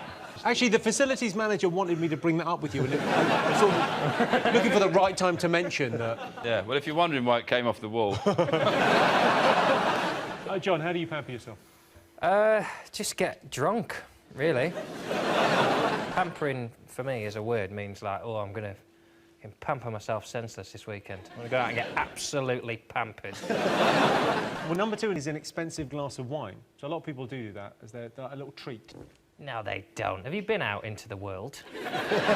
People out there, oh, this weekend I'm going to have one good glass of wine. People don't go to Yates's at 9 o'clock and go, what is the best wine you have? I just want one glass. They go, what is the cheapest wine you have? I've not been to a Yates's, but it's a wine lodge, yes? Yeah. Well, of course, you'd talk to the sommelier about what on offer, and you would order the finest wine that they had. A carton of your finest wine. What is good on the way down and back up again? OK, Joe, what would you do to pamper yourself? Well, I do pamper myself. What I actually do is I have, if I really want to pamper myself, I have one of my verrucas frozen off. I love that. It's nice, though. It's satisfying. Pampering can be quite creepy when people are being paid to wash your hair. And they're sort of, you always get these sort of 16-year-old girls sort of pretending they're like massage. It's awful. It's horrible. It's like really intimate and fake. I love it. Do you? Do you like it as well? I quite like it, yeah. They hate you when they're doing that, you know that? What do you mean they hate me? Because I used to do it when I was 14. I worked in a hairdresser's and I used to wash people's hair and they're like, oh, that's lovely. I hate you so much. Like, look at this strange head I'm having to wash for £22. They hate you when it's happening, yeah. Oh, that makes it even better. One of the things I like to do is I like to light a load of scented candles. I get in the bath and then I just wait for whosever house I've broken into. What, and come out like Martin Sheen in Apocalypse Now? Through the petals. Alex, do you pamper yourself? Pedicures, because I get them cheap. I've always wanted to go into one of those fish foot spas with my prosthetic leg on and just say to the person next to me, like, don't leave your feet in there for too long. Because I found out the hard way. Always wanted to do that. OK, fingers on buzzers, 2 more things still to get. What do you think? People are scared of going to the dentist, aren't they? I know you're not, but some people are. I was wondering about your teeth. Do you have are these for best, those teeth? Do you have a set for just wearing at home? Yeah, these are for special, these are for best. There's your best teeth. Do you know, I'm upset, Mr. Carr, because Cheryl Cole was voted best smile in this country. And I feel like you deserved that. I don't know if she's got the best smile. I think Ryland has got the best smile. Yeah, take a look at Ryland. Is that real? Yeah, Armitage Shanks did his. That's incredible, Is that genuine? It's his teeth? Those are his teeth, yeah. OK, so, Catherine, you recently tweeted that you were quoted £6,000 to straighten your teeth. Let's have a look at the tweet. I can't see what they would have done. They're fine. Well, if I had £6,000, I'd sort out my willy finger syndrome, because... Oh, yeah, you have got a touch of the willy fingers there, haven't you? Each one of my fingers looks like a small penis. Well, that's more. I had to get a brace the year before last I got punched in the face in a Chinese takeaway. Yeah. He was a drunk man and he was being racist to the man behind the counter, and so that does not happen when the D-man's around. Sure, the enforcer. I told him to shut up, and so he swung, but he was so drunk, he went that way and fell over that way, and so I stepped back, and then he went that way, and he fell that way, and, like, this could have gone on for hours. But the man behind the counter, the victim, just looked up, had missed what had gone on before, and just saw 2 pricks fighting, and he jumped over the counter and punched me in the face. Knocked that tooth back a quarter of an inch. That's a good dental story, but not the best dental story. This is the best dental story. Last year, a dentist in Poland was treating her ex-boyfriend for toothache after he dumped her. She knocked him unconscious, knocked him out with the drugs, and then she removed all 32 of his teeth. Whoa. I imagine he said... Tinchy, are you scared of the dentist? No, I'm not. That's one thing I'm not scared of. Yay! We found it! OK, let's see if going to the dentist is in our top 3. Yes, going to the dentist. When I was a kid, I was scared of the dentist. He was a paedophile. John Steen, what do you think the nation will be talking about this year? It must be the Wimbledon final. Oh, exciting. No. No? No? Tennis. What's the matter with tennis? Well, I'll be dead honest with you. I used to play the 3rd most boring sport known to man. Cricket, only trumped by tennis and Formula 1. Do you not like cricket? It was a means to an end.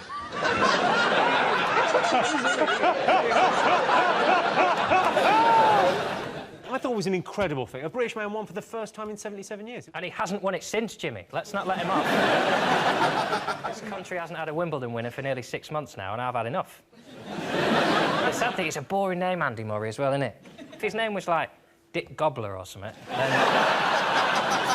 At least now in 50 years, when Sue Barker goes, and of course Britain hasn't had a Wimbledon men's champion since Dick Gobbler. Just going to keep hearing Andy Murray all the time. It was weird that this whole talk about 77 years of wait is over. And actually, when he won, it was like, thought I'd feel better than that. To me, nothing really can trump that dressage gold at the Olympics.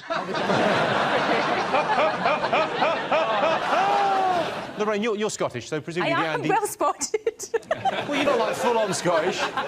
You're like Just a wee tiny bit. I can understand what you're saying. You're Scottish light. OK, Now, did it mean a lot to you? That Oh, absolutely. I thought it was absolutely brilliant. And I think it's a shame that everybody goes on about him being dour. I don't think he is. I don't think he's Scottish. I mean, you know... He spread sunshine everywhere, didn't he? And remember he cried. Remember he cried when he lost, and then we quite liked him because he cried. Like, no? No, I don't have a problem. I don't have a problem. I mean, the reason I don't like tennis is because I'm left-handed, and you know you can't play if you're left-handed. So you can. You can't play tennis. You can. You can't play tennis with your left hand. Yes, you can. You can do whatever you like. There's no left-handed tennis players. There is. Other than Nadal? There's no. He's all right. That's his greatest trick, is making us think he's using his left hand. if you hit the ball, if you have a tennis ball, if you've got the right hand, you hit it, it goes that way. But if you've got your left hand, you hit it, it goes behind you. So I have to play backwards like that. There's someone shouting me where the ball's coming. That's why I gave up. This is a stupid game. I'm with Freddie on this. And the worst thing about it is, as well, you go to Wimbledon, I went for 10 minutes once, they put fruit in your drink.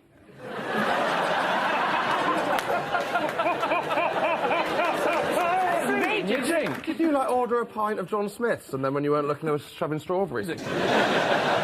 But you're a tennis fan, aren't you, Jimmy? You like your tennis? I love it. I think it's incredible. Why is tennis incredible? It's like cricket, but instead of him hitting it and it going 50 yards away... I'm not protecting cricket here. I know it's boring. Do you like I've got no... There's no two ways about it. Given that the exciting bit of cricket is when he hits it, imagine if the guy at the other end hit it straight back.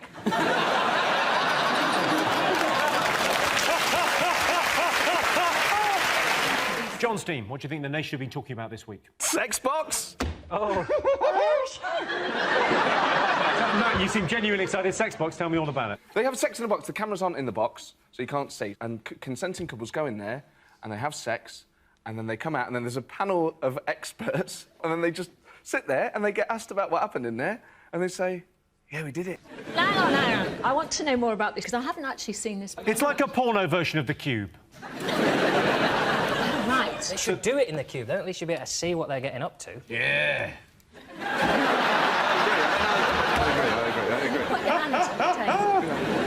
My favourite thing is the couples enter the soundproof box for 35 minutes. Hope they let them take a book in. I couldn't be trusted. If I was on a show like that, I'd just sneak a big tub of yoghurt in, and then when they open the door, just lob it all out.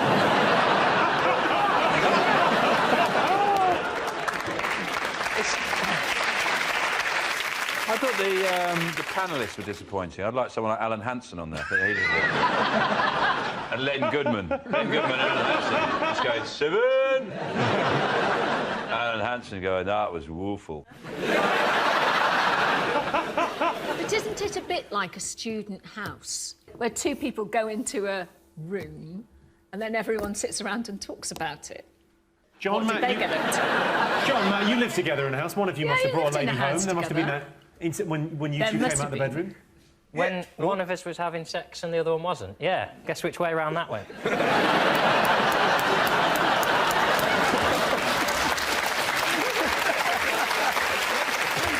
Did you ever walk out into the room and have a little chat about it afterwards? Yeah, he would come down and tell me. He'd come down and I'd go, so what did you do in there? And he said, I gave the badger some nuts. Did you see this, Richard? No, I'm aware of it. I'd be tempted to go in and just try and rock the box until it fell over on its side. Just go crazy in there. But actually, I've just... until it from side to side. That's a very Top Gear take on this. It's impressive. Let's try and push that over. Or you could see how fast we could drive a sex box to Plymouth. There's a reason people don't talk about sex, because not very nice. You don't... One girl said something like, you know, I sometimes joke about it with my mates, but, you know, I don't really talk about it with my mum. Yeah. Well, of course you don't. You don't get to Sunday dinner and go, I had a cracking shag this week. listen to them talk, though. When you know they've had sex, you cannot... Even if the conversation is mature, you cannot have a conversation with someone knowing they've just had sex. Because you're just waiting for them to go, well, we started off with a bit of...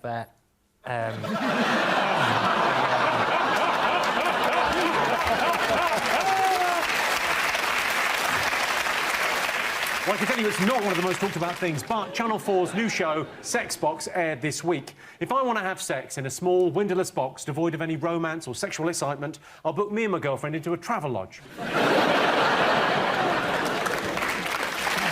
Sean's team. What else have the nation been talking about?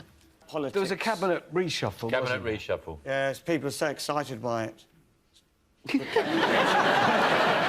Basically, what they do is, as soon as someone has, like, got to grips with what they're doing a fairly good job, so they move them to a different department where they don't know what they're doing. Yeah. They move them, like, their environment, then they move them to health. You don't have that in any other thing, do you? You don't have people saying, oh, yeah, you're doing quite a good job working on the tills at Asda. Why didn't you try your hand at being a falconry expert? I think what they should do is, if you're a minister for something, you have to dress appropriately. So if you're the Minister of Fisheries, you wear a sou'wester and carry a lobster pot all the time. Health Minister, nurse's uniform. Yeah, or yeah, sports, you got wet hair and a tracksuit on. Dress according to your job. Foreign Minister, it could be quite controversial. Onions. Yeah. Maybe sellotape No, your eyes. no. That's where I went too far. The onions and the berry controversial. That's why I'm highlighting the pitfalls there. I'm not recommending it as an idea. I'm highlighting how wrong that would be. I understand reshuffling the cabinet because they're running the country. I don't understand reshuffling the shadow cabinet because they're not doing anything anyway. That's like the difference between tidying your lounge and your loft. No, you've got to reshuffle. I think it's amazing. No, this is, you're genuinely excited about it. Politics is phenomenal, and all the little changes, sort of like transfer deadline day, when they're moving around all the players, and out comes Brown, in goes Baker. What does this mean for government policy? Marvellous, isn't it? And he had sex.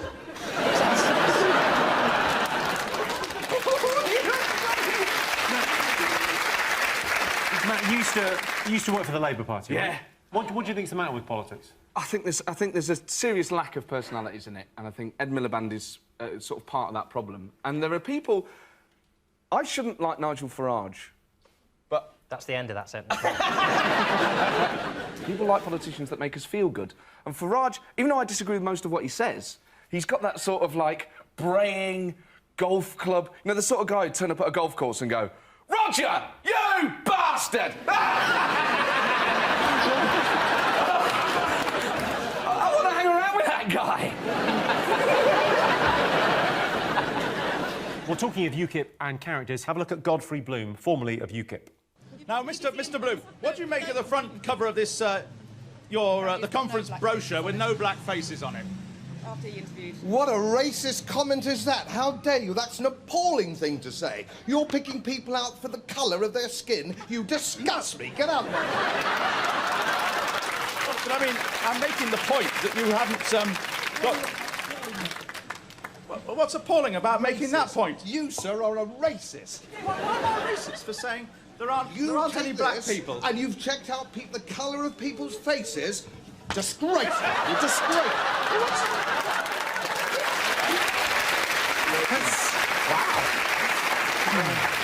The thing is, there are other personalities. To be fair, in this reshuffle, some personalities did come in, and there's a guy called Norman Baker, who's a Liberal Democrat MP, who's now a Home Office minister, and he wrote a book a few years ago about the death of Dr. David Kelly, because he believes that the Iraqis did it and the British security services covered it up. This guy's a conspiracy theorist, and he's now in the government. Which I think, that's brilliant. That's going to make Parliament more exciting. He's going to be there going, and we will continue to invest in our security services because they killed Diana, the Queen's a lizard! Sorry, what did you just say? The Queen's a lizard? Yeah. That's why they call her Liz.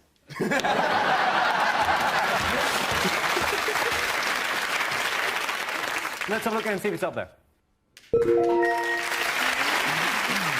Yes, David Cameron has reshuffled his cabinet. David Cameron denies putting more women in the cabinet is mere tokenism. The promotions are Minister for Hoovering, Helen Grant, and Nicky Morgan, the new Minister for Total Sexiness.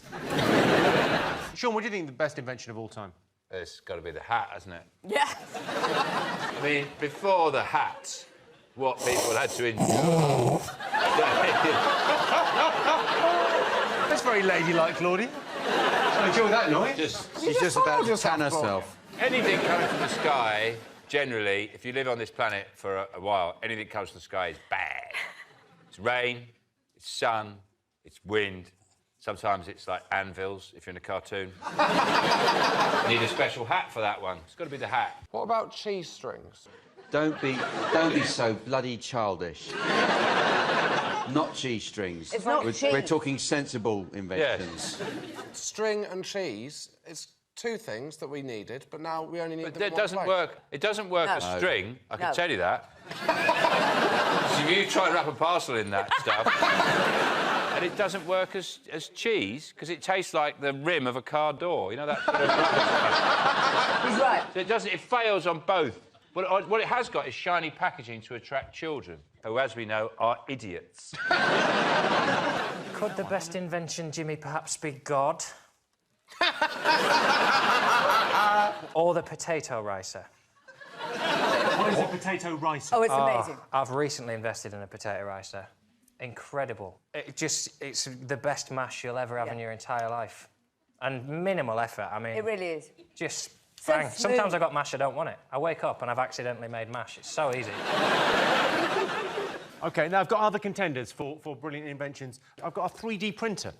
Oh. This is like the new thing this year. Let me show you what we made. This is a genuine 3D print of John Richardson. You have a look at it on the side. It's really good. Look at that. I'm not happy with it pointing at me like that. I'm starting to realise what it's like to be sat next to me. John? Yeah, we can get him next to John, yeah, sure. Be careful, won't he? Christ. What a little wanker. Unbelievable. Why would anyone want that? A 3D printer, what's the purpose of it? Well, you could print anything. You could print... I mean, in America, they're printing guns. Put that on my head. Why not?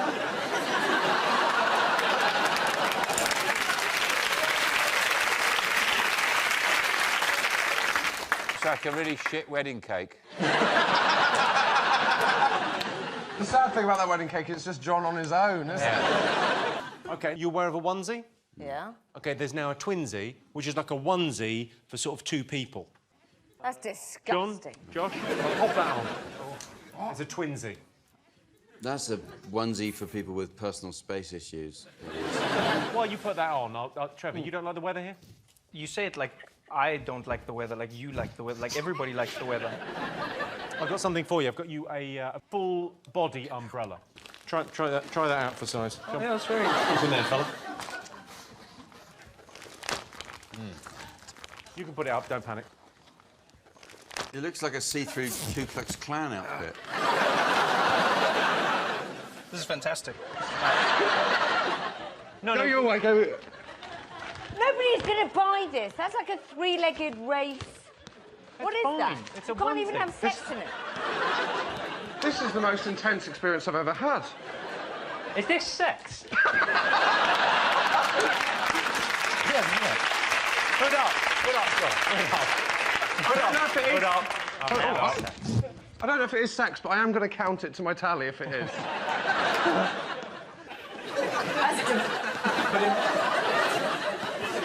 I don't even have to walk like this. I can walk normally. Pop down your head. You always broke my foot! I got you this, Sean. It's a new invention. It's a tie that's got booze in it. Oh. It's a flask. It's a flask tie. If you're going to events, you can drink booze out of it. I bet they haven't put any in. Yeah, no, we put booze in. Don't panic. I insisted there was booze for you. Thank you. For the businessman with problems. So where's the booze? You bite it a bit and squeeze it. Oh, Yeah, Jack and knows squeeze how it. to do Teeth and suck. It's not booze. Is it not booze? Yeah, fuckers. Don't not give them booze. I did insist. It's cider, apparently. It's my kryptonite. But it won't work, will it? Because if you're just sitting at a meeting chatting around, you go, why is your tie moving like that? Do you think anyone would be suspicious at the meeting if you started sucking?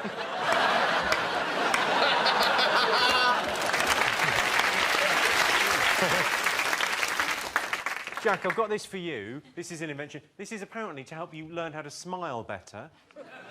What it is it's a gym for the mouth. So what you do is you just pop that in your mouth. Oh. And then you can exercise your mouth so that you're better able to smile. And it also works as a diaphragm as well for women. So you put the whole thing in and then you can exercise. That is not what this is for. It is what this is for. Are you sure? No, it's the not. fur hasn't fallen off.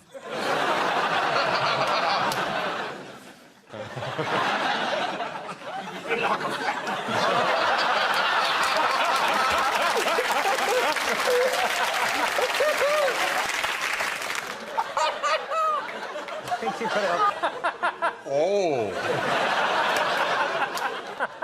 I feel like a blow-up doll. That's what I feel like.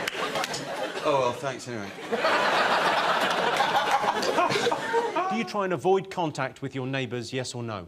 Do you get on with your neighbours, Rob? I try and get on with them, but I think they avoid me, to be honest with you. I like a chat, and sometimes they just want to shoot straight off. Look, I panic if I see my neighbours outside of, like, the house, like, near the house environment. When you see them in the high street, I just get panicked because it's a new situation. There's no small talk to go like, oh, the bins ain't been done. Do you know what I mean? There's nothing... Like, you're in the high street, it's like, oh... And, like, the worst part is when you see someone, they see you, and then they try and avoid me. I'm like, no, you're the dickhead. I think it's because I talk a lot. Sean, do you avoid your neighbours? Well, especially when I'm breaking into their shed, yeah. Try to keep a very low profile. I'm very, you know, amenable to a bit of neighbourly... I mean, I don't like go too far. I don't want car keys in a bowl or anything like that, but... what I do, I find a very good way to catch your neighbours out, is I paint myself like a gnome. Right. No, just relax. I break out of character. And I go, oh, about the recycling. Lorraine, do you avoid your neighbours? No, not really. Because I live in Scotland and down here, I find it quite different. Up there, everybody talks to everybody. And down here, people are more reserved. In London, certainly, they're more reserved. And you don't really see them very often. And reserved is a very nice way to put it, I think. So reserved, they will tell you to fuck off to your face. And everybody does that horrible thing, you know, when you're in the lift, as you were saying about, you don't know what to say. Yeah. And everybody sort of never knows what to say, and they're looking at their feet and sort of looking at one another, and it's all a bit sort of awkward. You know why they're doing that? Is because there's nothing to say in a lift. But you have to try and think of something. You don't, because what you do is you go, oh, we're in a lift, aren't we? You know, interesting fact, we're higher up than we were when I started this conversation. Freddie, do you have neighbours? Yeah, I lived down south for a while, which was a bit different. It's like people don't talk to people down south. You walk down the high street and you say, morning. It's like, fucking northerner, who's going to mug me? Move back north, which is lovely. You take your bin out, you have a chat with a neighbour as you do it. It's just common decency. I grew up on Dartmoor. So essentially this question is, do you ever talk to that sheep? And the answer is? No, just kiss. One of my neighbours came round once, and this is the other reason. There you go, that's the end of that story. They can hear me, because you know rooms have got vents in. My shower's got a vent that leads right outside. They can hear the voices I'm doing around my house. And I was walking along the corridor. I like to pick a song and sing it in a regional accent. That's what I get up to.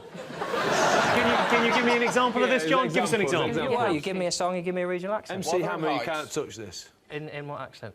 Pick one of the ones that I'm allowed to do on telly. Oh, they're different ones for home, are they? A Jamaican patois.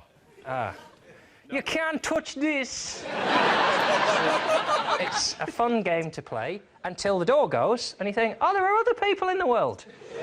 And the door went, it was one of my neighbours, and he went, oh, do you live here? And I thought, well, I'm not a confident burglar, am I? So... and I was embarrassed, and then he went, my rabbit's got under the fence. And he was a grown man, so I ended up winning that one. Grown man with a rabbit. What are you doing, mate? Do you get on with your neighbours? Well, you sort of have to have a relationship with your neighbours now, don't you? Because I get pissed and order stuff on the internet, and then I'm not there when it gets delivered. There was a day when I ordered 10 kilograms of fish food, some extra wide razor blades, and a mannequin's head. You can't really just pick that up and go, all right, Neil, can you give me them parcels there, mate? I was out. What kind of pissed were you? I was that pissed when you think, I need to deal with this shit. So I've had enough. There was some fish in my garden that I didn't know about. I'm going to feed the fish and then kill myself. Well, the razor blades were for a wallpaper stripper, an extra wide one, and the mannequin's head is because I had a hat and I didn't know where to put it.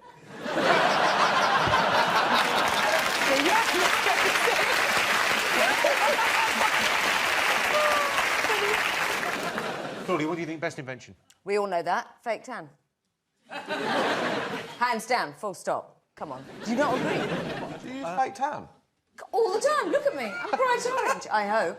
I've seen like proper. You see, that's not. I've seen orange. Oh, here you are again, judging people on their skin. I'm not judging. I'm judging. I'm commenting. Like, jokes aside, Jimmy, I'd never seen these people before. And then you Where were see these them. people? They were in a limousine driving around in London somewhere. And then one of them was out the roof screaming. Is it an ambassador? Of somewhere orange. Maybe the Netherlands. Maybe it was the ambassador of the Netherlands. I don't know. Could have been the Oompa Loompas ambassador. That's judging, and that's not cool, Jimmy.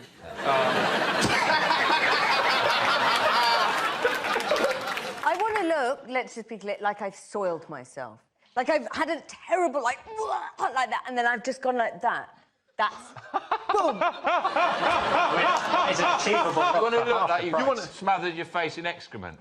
I want to look like, it's just like, oh, I've held the baby. Oh, it's everywhere, it's everywhere. I'll just put it on my face and my neck. Ready! This week, a man was jailed after forgetting to book his wedding venue and phoning in a hoax bomb threat to try and cover it up. It's a brilliant story. So we asked our studio audience, have you ever lied to get out of an awkward situation, yes or no? I love that story. It's a great story, isn't it? It's You must have incredible. had- Did you have that on the news? We didn't have it on the news, but it was a fantastic story. We should have had it on the news. But I thought it was a bit harsh. What, that he got prison time But he for got that? prison time because I thought, well, I understand that. I would have done that. Not a bomb hoax, though. You say that's OK to do bomb hoaxes because you've messed up. No, I think it's quite right. I personally think he's so stupid he won't even know where he is. He'll probably think it's just a really long, tedious honeymoon.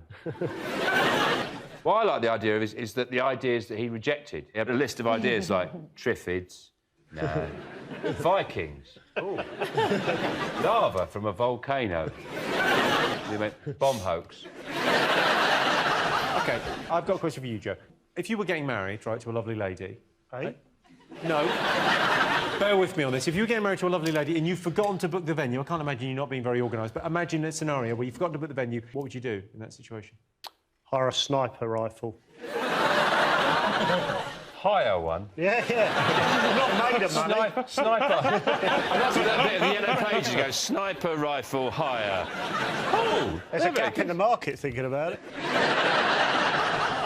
Or I would just say the venue's double booked. That would have been a better idea, wouldn't it? The venue's fucked up, they're double booked. Yeah. Just don't ask him. If you love me, you'll trust me. OK, have you ever lied to get out of an awkward situation? John? I'd love to answer that question, but my nan's... I've got to go and... You got a date with your nan? I've had plenty of times I wish I'd lied, where honesty is not the best policy, where you just don't want to see someone and you can't think of a lie quick enough. It's like, oh, do you fancy coming out for a drink? And you go, no. Shit. Yeah, you could have sugared that pill a little bit. OK, do you think our audience have ever lied to get out of an awkward situation? Yeah, everyone has. My dog farted recently, and to cover up the embarrassment, I said I'd shat myself.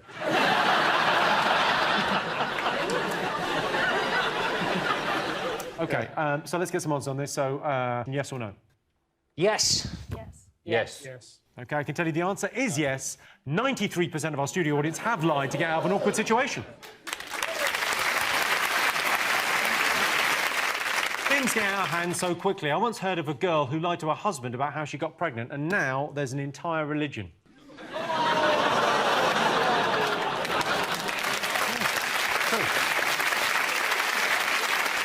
Currently, the UK has enough gas storage for only 21 days. OMG.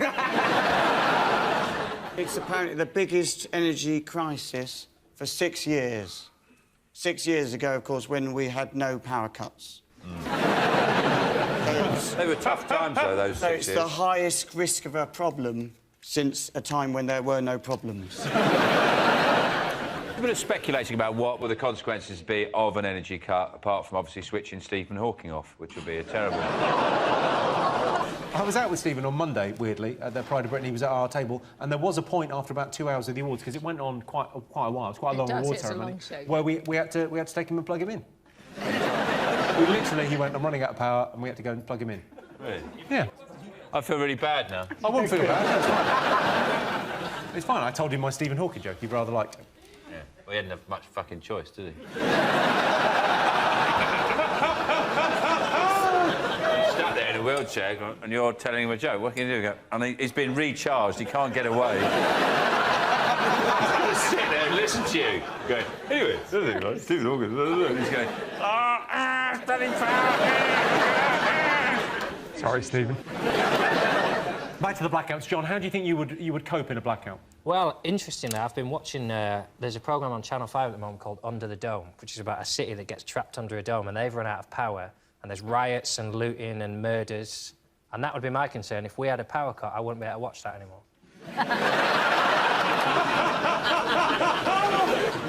Are you worried about the blackout, Richard? No, I'm not worried about the blackout, but I have noticed they are advising us to put together survival kits, emergency kits. What's in your survival kit? I don't know, I haven't built it yet, but I'm going to spend all weekend doing it at the end of this week, because I love survival kits. It's my favourite thing. I think I'm the only one old enough to remember all the blackouts and power cuts in the 70s. Also, when they introduced electricity, that must have been a thrill. So what was it like? So in the 70s, of course, we had... In the 70s, you had... Well, we had paraffin lamps and you had boxes of candles. No, I remember that. The thing is, these days would be much better because candles are more varied, much better scents. In the 70s, it was just white candles, whereas now you've got cinnamon candles, various oils. Everyone would be much more chilled out. I think everyone would immediately have a bath, wouldn't they? Well, you can't, because the water won't be hot.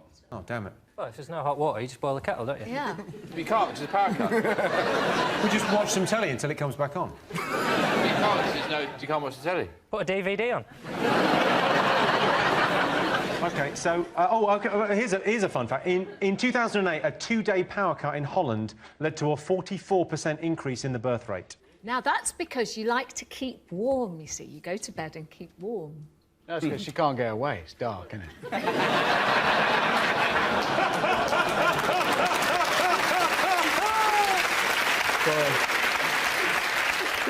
What would you do in a power cut? Well, I think the solution to all this is Snickers.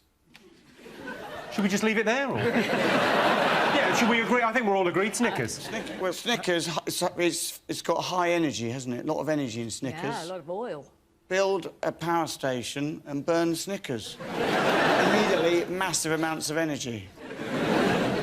Snickers can give us everything we need. There's no need for power. That's our new Minister for Energy. You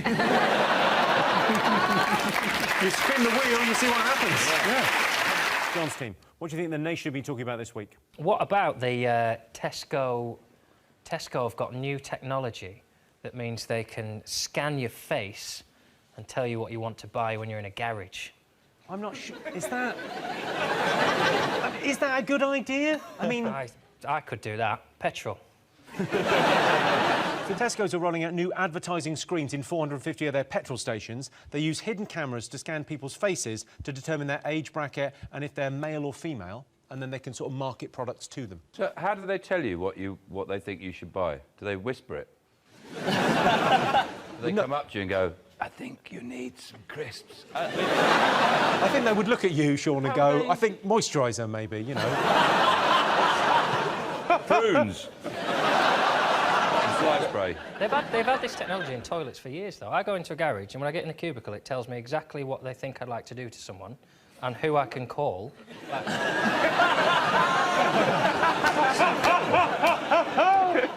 Alex, you used to work for Tesco's. Yeah. Is this a good idea? I was a heartthrob on the tills back in the day. Heartthrob on the tills? Yeah, of course you were. Where you were just on the main tills? Yeah, I was on the tills. I mean, I'm crap at shelf stacking, so... tills is the only place they were going to put me.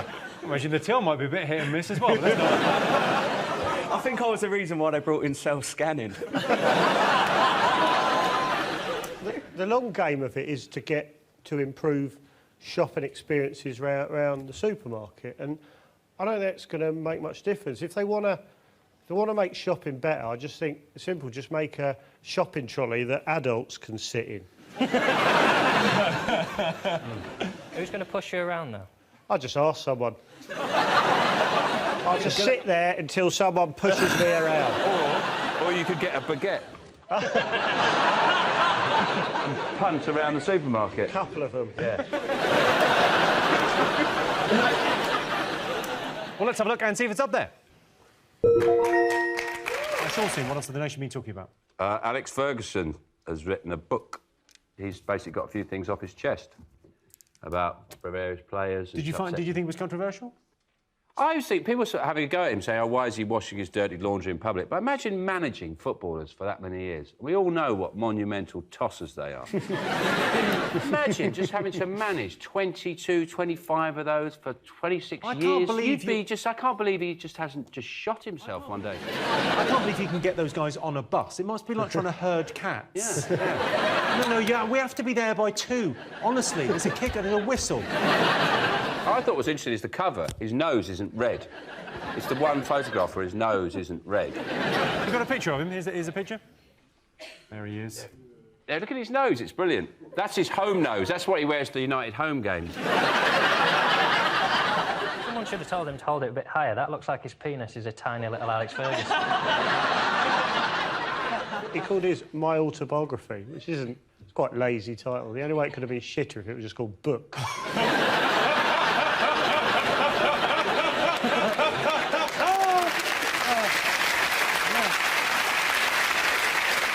The most disgusting line in his book was the revelation that the hardest part of Roy Keane's body is his tongue.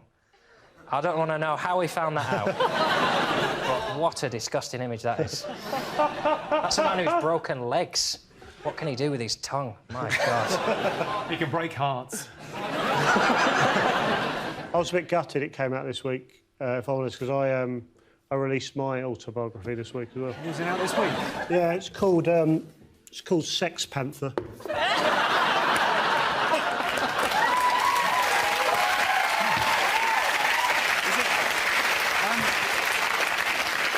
I'll be honest with you, it's mainly about panthers. Yeah, it's mainly some great pictures in there. Yeah, yeah. There's a couple with my top on. Can't find them. Morrissey's got one out as well. Morrissey's got one out. Yep. Yeah. I like to read them in tandem. I read a line of Fergie's, then a line of Morrissey's. So he goes, I wept for days when I realised my bicycle would one day rust. Rooney is an arsehole.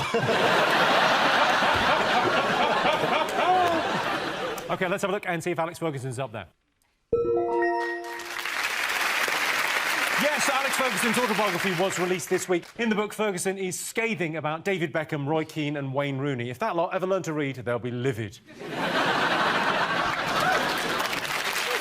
Best way to save money? An ISA.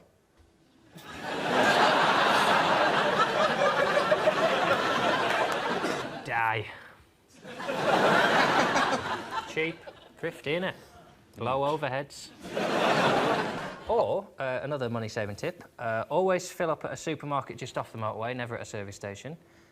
Cook a big dinner and freeze half of it, and never enter relationships or have any friends. Is that the answer? Well, it's a depressing glimpse into your life. What about getting a dead beastie? A dead beastie? Dead beastie in your hand, Right. and then going out for a meal, and then putting the dead beastie in the meal and then going, eek! Like that, and then they give you the free dinner.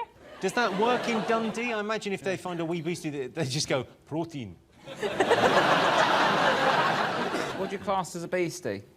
Well, a wee animal or something, or a half a worm, or... Half a one? What are you doing with the other half? Save that for next week. Don't get carried away. Don't put a fox in a spaghetti. Yeah, no. There's a fox in my spaghetti. This is unacceptable. Freddie, you ever saved money? Yeah, shop at Giacomo. Giacomo, for those of you that don't know, is a clothing brand for giants. Do you do clothes for regular-sized people? Well, it depends how you look at it. I am classed as a medium within Giacomo. You're a medium? And it goes up to... Who are they making clothes for? John, Freddie, could you just stand up just so we get an idea of for a second? Let's make me look like a dick again. No, I don't think you're... Freddie, if you could just stand up. Hope you get wee man. John is a reasonable... Now, I reckon the phone and toilet. OK, best way to save money. You might be tempted sometimes to think that an £8 haircut is probably worth the saving. But as someone who's had one... They've shaved a little bit off there, haven't they? Yeah. There's too much of me, I think that's what he thought. Too big you are. I'll try and trim you down at the side so you're not so intimidating for people. You did get in that £8 a free pom-pom on the top. Well, like putting your big shop through as loose onions in the self-service. Old trolley, £3.81. I don't understand that. Basically, self-service, put it all through and just pretend it's onions. You pretend it's onions. What, you actually trick yourself into thinking it's onions? I think it's onions. Don't let them know what you're doing. Press onions on the thing, weigh it. Before you know it, you've got a fucking trolley full of onions, mate. It's all free.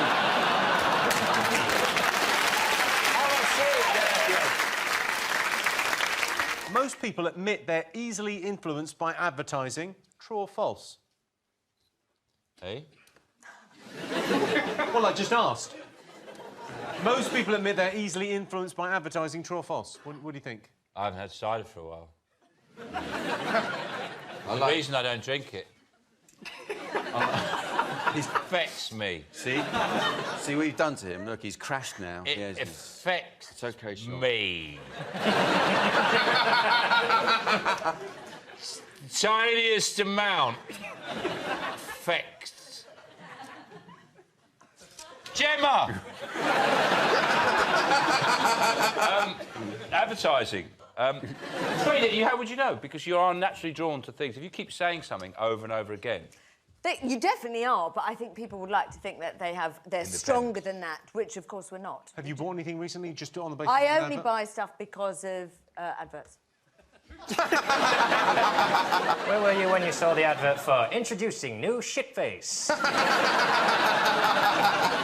OK, let's take a look at this ad. This stars Jean-Claude Van Damme. It got a lot of attention recently. I mean, see what you think. Is that an ad for fake tan? Because you see my point. That was an ad for lorries, because lorry drivers naturally like a man that can do the splits. It's also educational for sometimes you're driving along the motorway and Jean-Claude Van Damme jumps on your roof and you think, I'm going to get rid of him. And you think, oh, I'll just drift away from the car next to me. Not going to work. Not going to work. Do you think you're influenced, John? Do you buy stuff based on ads? I'm not.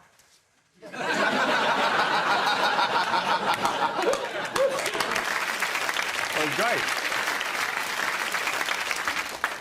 I've had enough of advertisers using, like... I mean, sell your thing with the thing it's good at. Like the Jean-Claude Van Damme thing, they're saying it drives straight. You know, advertisers advertise something by just things that are nice. That bloody car advert with the wrap on it. And the guy's just going, oh, sometimes it rains and then you have chips. And then they go, oh, do you want a fucking car? Because chips are nice, aren't they, on the beach? McDonald's do it as well. Like, oh, if you're a new family, McDonald's will keep you together, won't it? McDonald's is weird. Is weird though, because I did a casting for them. They had a description for the ad. They said, we're looking for people to come do this McDonald's ad, come for the McDonald's. And then they described, oh, we're looking for funky, young, mixed people, groups of people that look like they're cool. And then they literally wrote at the bottom, people who are generally in shape, please not people that look like they eat McDonald's. OK, well, making adverts isn't easy. Have a look at this. The line is baked in a buttery, flaky crust. Baked on a buttery crust. It's close. Baked on a buttery, crispy crust. Flaky. I like flaky again. Baked on a buttery, crispy crust. Damn, flaky. I thought. Okay. Baked in a buttery, flaky crust. Did I screw up again? Yes, you did. I did? That. Baked in a oops.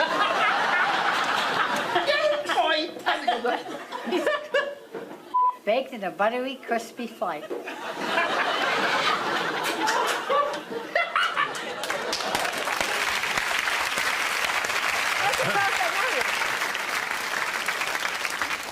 And the winner is the name of our final round. Here is your first one. Top thing people wish they were better at.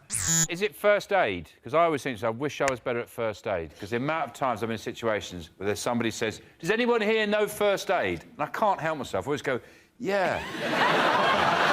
And I'm working on them. I'm thinking, Oh, I should have been better. What sounds better at this? I shouldn't really have put myself forward. No, I don't know what's the matter. It's just not working, this. That's literally the worst thing you could do to a twisted ankle. Yeah. I wish I was better at shopping.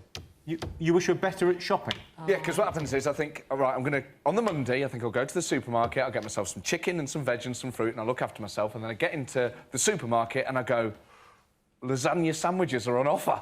And I'm like, I remember one week I had sandwiches for breakfast, dinner and tea for 3 days because they were all on offer. And I just bought a bag full of sandwiches. And the first day I thought, this is amazing. And then the second day I thought, this is still amazing. By day 3, I felt bad. Richard, what do you wish you were better at? I don't know, but people will have said driving on that list. They will. Driving's not in the top 10. Driving is like sex. I think people think they're good at it. Well, sex is going to be on there, obviously. It's not. You've got the wrong list. What? You've just got the wrong piece of paper. Top thing people wish they You were better have at, got no. the... Well, what else is there to be good at? Well, number 2 is saving money. Number 3 is making conversation. Gravy. Who gives a shit about Gravy? making conversation? What do you mean, gravy? Wish I was better at gravy. I'm good at a roast, I'm shit at gravy. But the gravy's the best bit of a roast. I know, mate! That's why I wish if I was good at gravy and shit at parsnips, nobody would know, would they? Handshakes. I'm shit at handshakes. Or I catch them at the wrong angle. It's a bit weak. I need a What were handshake. you hoping for? Look at him. He's wearing a mustard cardigan. I need a handshake that is non-threatening but says to a plumber, yeah, I could do this myself, mate, but I ain't got the time. And I've got a handshake that says, it's broken!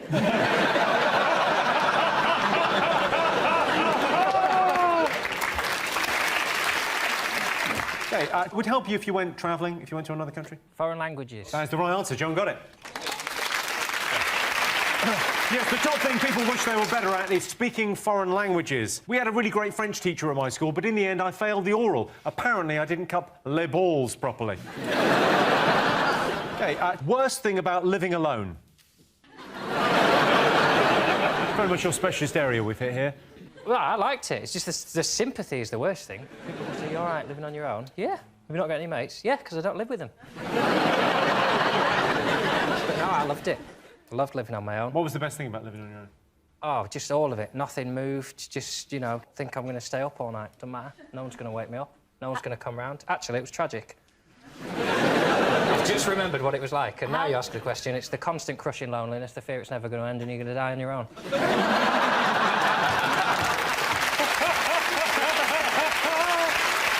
You live on your own now, John? No, I've got a girlfriend. Oh, have you? Yeah, I live with her. That's nice. Yeah.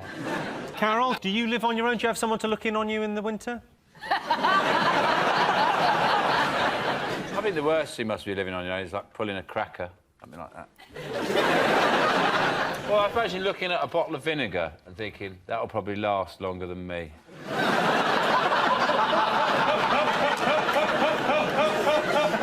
Or if you have a thing of Marmite and you don't even like Marmite. Just a Marmite and you hate it every day you get out and think, I hate Marmite, I'm not going to eat that. If you've got 2 people, you'd say, one person says, oh, I love Marmite. Oh, don't talk to me about your Marmite. You and your Marmite, you can eat that on your own. If you're on your own, it's just you with the Marmite. Yeah. Just saying, oh, God, I've got the Marmite, don't like it. There's no one to argue with. Yeah, yeah. In the end, you acquire a taste for it. Mm. That's why I like Marmite now.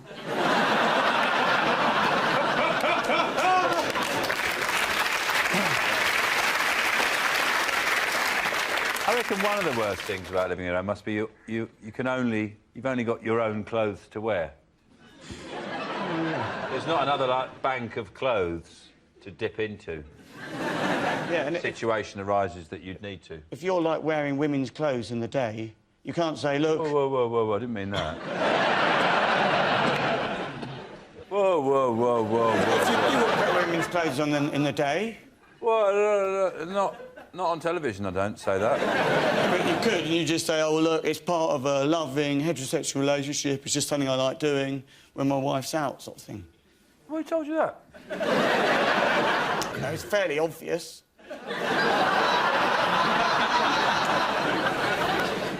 So, worst thing about living on your own? Is it, the worst thing about living on your own is nobody to talk to? It's the right answer.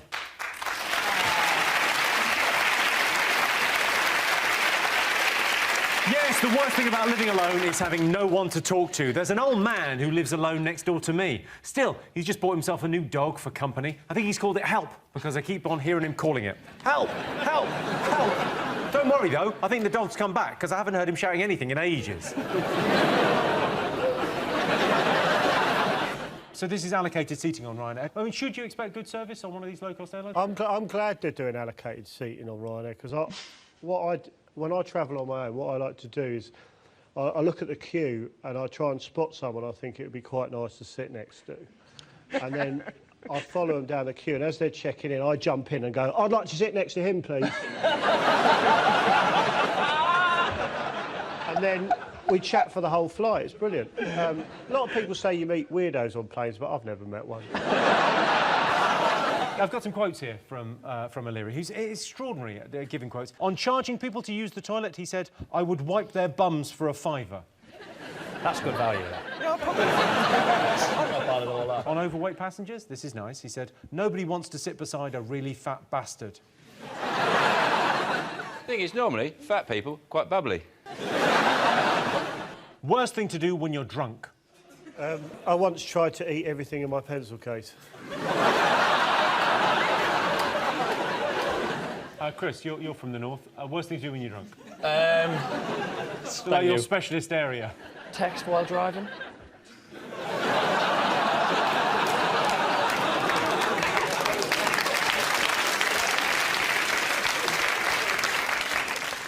Deny it, in my experience. Pretending you're not drunk when you're clearly pissed. It's horrendous. I've had times when I can't even say the words I'm not drunk and still sworn blind. Oh, you know, the fact you'd even accuse me. You get quite a lot older when you're drunk, don't you? It's Slightly Irish. Slightly Irish. It's called acting. And I am shit at it. Roisin, what's the worst thing you've done when you're drunk? What do you think? I always get drunk before I go on holiday. So I've gone on holiday once with one leg shaved and fake tanned and the other one completely white, and I had to do 3 days on holiday like that. I've gone on holiday with one shoe and a bra. That's on your feet? No, that's what I had in a suitcase, but there was 2 suitcases and I was so drunk that I took the suitcase that was empty and it had a bra. It wasn't even a clean bra, it was a bra from another holiday. OK, worst thing to do when you're drunk? I like to go to Battersea Dogs Home, see how many dogs they'll let me have. Come on, I can take... I've got a wheelbarrow. Just put him in the wheelbarrow. I'll look after him. Hey! I'm fine, I'm brilliant with dogs. See if I can get about 30 dogs. Because they won't let you take them if they think you're really pissed. They are weird. If you like get that. into the cages and lie down with them. What do you think, Alice? What are you doing? Send Snapchats to your female friends. So many of them don't talk to me anymore. What's he talking about? What's a Snapchat? It's like... Oh, Grandad's woken up. Do it again, I'll do it again. Oh, what's Snapchat? Go on, what Snapchats have you It's sent? like a little app on your phone, and you send a picture to someone quickly, and then it automatically deletes after 5 seconds, or how many seconds you want it to. Why does that exist? It's so people can send each other photos and then they know that they're gone. They can't. The other person can't save them. I don't understand. Right. I genuinely don't understand. People send each other dirty photos and then they can't show their mates. It's flashing, then. So it's basically flashing. What they've done is... It's someone that you know. How well would you know someone before you did that? Oh, not at all for me, but, you know. I can't just do that to your dentist or something. You can if you should take. Or just a plumber you used once and you kept his number. Send him a picture of your knob, and then you go. If I'm sending a plumber a picture of my willy, I want him to have it forever. Oh, Go on, Claudia. a fancy car. There's something wrong with a man who has to drive a nice car. I won't get in it. I won't sleep with them. I won't talk to them. I will just immediately close the door and say bye-bye. What would be your ideal vehicle of choice? Would it be like a minicab? No, I'd like a very old, dilapidated car, perhaps that you would have to get into from the back, Nothing would work. Man, he's wearing a fisherman's sweater. Maybe he's got some paint on his hands because actually he's an artist as well as a fisherman. His hair's like that. He's singing to Duran Duran. He'd get it. Well, yeah, I mean, I'd fuck him as well. This is your fantasy. This is... What does your husband drive? I don't know. I don't let him out the house. Biggest turn off on the date. What do you think, Sean? Well, I made a big mistake once when I was at a bar with this woman, and I thought it was quite cool. I said 2 glasses of champagne, and then I remembered. I said, oh, and a saucer of milk for my rat. And that put her right off. Jack, what do you think? Worst thing on a date? One of the worst things, and I've done this, is I met a girl this is many, many years ago, for a drink in the bar on a first date, and what you mustn't do ever is start a small fire in their hair. I was lighting a cigarette, and you know how a little tiny bit of the match can come off sometimes? Flicked up, and it landed in her hair as she was looking that way, and it went tss, like that, and there was some smoke coming from the back of her head, and she said, "Can you smell burning?" And I had to say, "No, I can't." Biggest turn-off I've been on a date is M4 Junction 15. Sweeps down and back up. You don't really... It just looks that big, but because you're going uphill, you get to the lights and you get a lovely view of Swindon there. And there's a drive-through Costa on the left. Lucky girl. What do you think, Josh? You strike me as quite a ladies' man. No, I'm not good. I went on a date that was so bad at one point. We were struggling for conversation so much, she got out her phone and started choosing a new ringtone. How old was she? About 11? What did she choose? Like, don't you wish your girlfriend was hot like me or something? It was the funeral march that she chose. No, she just chose, you know, the traditional ring ring. She wasn't right for you, Josh. She wasn't right for you. I could smell a bitch like that a mile away. Wish she'd have had a little bit of cider on the old lip. I had another bad incident when I was meeting a girl and I was meeting her outside the pub and I thought I was quite tired. And when I'm quite tired, I think if I do a few stretches, it'll wake me up. Right. I didn't see her coming, so as she was walking down the street, it looked like I was limbering up. What were you doing? What kind of move? Show us the move. Well, so you start with something simple, but it was a long... I didn't realise it was a long street, so it would have started like that. Yeah, sure. It got quite pelvic by the end. So there was kind of that one, and then kind of... Waiting for a girl. You're right, waiting for a girl just working on those hamstrings. Yeah. You don't want to pull one of those at a vital moment later. Yeah, it was a disaster. Yeah. This whole thing's really brought up some bad memories for me. I've never felt so good. Christian, would you rather human interaction, Christian, or...? It depends what kind of mood I'm in. Generally, if the machine worked, I'd rather have a machine in a shop, but the machines don't work. It's like when you go to Heathrow, they've got the machine immigration thing, so that you can avoid the large queue, and then you queue up for the machine, and you put your passport on the machine, and the machine says, go and talk to a person. It doesn't work.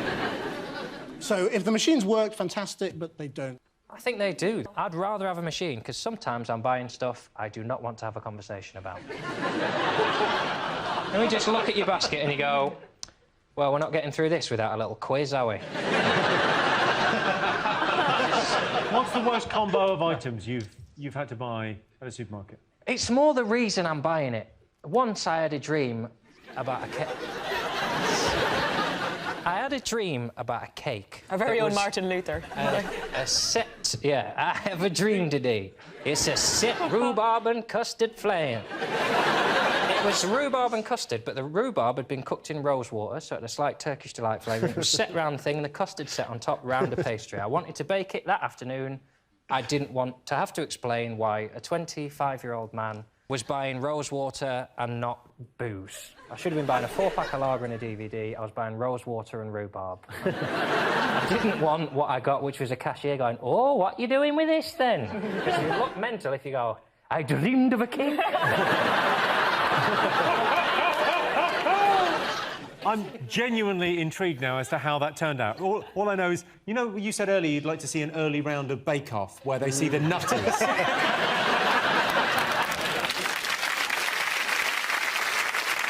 OK, so let's get some odds on this. We asked our studio audience, would you rather be served by a machine or a human being?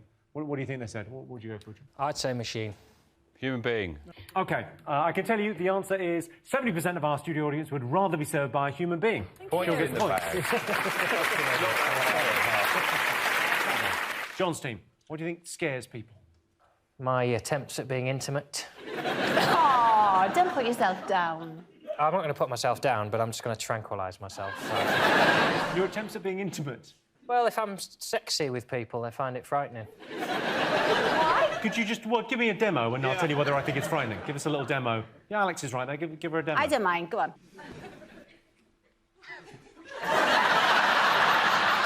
It's the tongue, innit? It's the tongue. I've got too powerful a tongue. I was born with it. What am I going to do? But I don't think it is me. What are you scared of? I'm not scared. Well, see, I say this with trepidation. What are you scared of? Ghosts. You're scared of ghosts? Because last time you were on the show, you spoke about ghosts, because you've seen a ghost. Yes. Have you seen anything since you were last on the show? No, but I have seen 3. So don't play it down. I mean, there's 3. You've seen... Yes, you think you've seen 3. I don't want to be one of these people who sees ghosts. No, and there's medication you can take to stop But if you forget to take it, you will see them. That's... Yeah. Has anyone else seen ghosts? Have you seen it? You believe in the paranormal? I haven't seen ghosts, but I'm kind of scared of ghosts. Yeah, because I'm just scared. Well, you are little. You know, I got something about when I was younger. You know what? Let me cut the story short. I'm just scared. I think there's a happy medium between a really long story that goes on too long. I mean, really, that's just a bullet point there, I feel, too short. Give us a bit more. When you were young... That's it. There's no story. I'm just scared of ghosts. Yeah. Like, actually, not every ghost. Casper was all right. Yeah, Casper was a friendly ghost. Yeah. Are you scared of ghosts, Catherine? Absolutely not. And I promise you, ghosts are more afraid of you than you are of them. They're more scared of you than you are of them. I think that's spiders, isn't it? Oh, spider ghosts, spider ghosts, spider ghosts. Do you know, Naomi Watts said that the ghost of Princess Diana visited her and gave her permission to make the film Diana. But I feel like if Diana came back, she'd be straight into Kate Middleton, like, fill your knickers with jewels and run.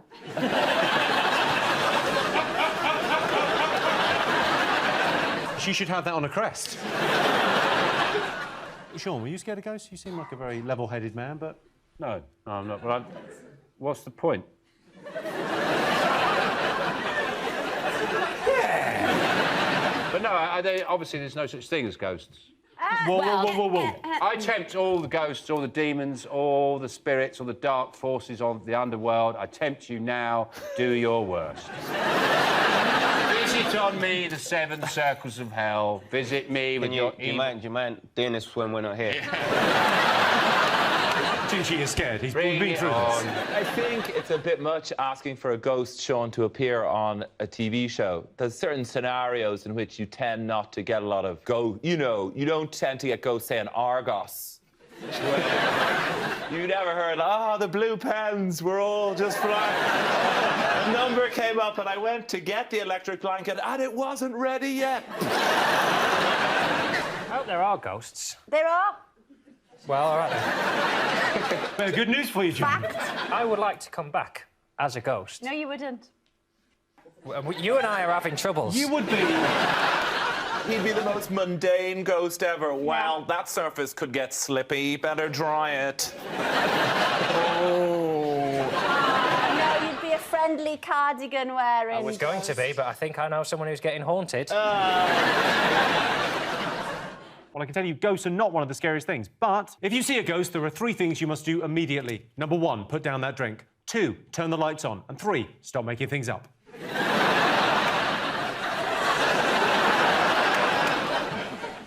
What? No!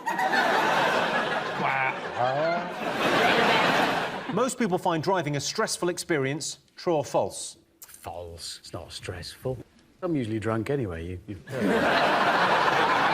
that why you crashed that car? Is that why you pissed? That was on purpose. Why did that crash? What happened? Tyre blew. Tyre went bang at 320 mile an hour. And Why would that happen? Why would a tyre go up? it was bad luck. It wasn't a plot to kill you. I hadn't thought of it like that until now. No, it was a tyre blew, but it happens to... Well, I'd just like to say thank you for all the jokes we got out of it. That's why I did it. I've actually never met someone who's a text joke before. What, was I a text joke? Oh, yeah, there's loads of them going around. I suppose that's one of the terrible things, is you sort of missed that. You missed that? 7 years Did ago. anyone send them to you? Well, no, I couldn't see, could I, Philip? There was some crackers going round. My favourite one was the reason they call you the hamster is after the crash, your nuts were in your cheeks.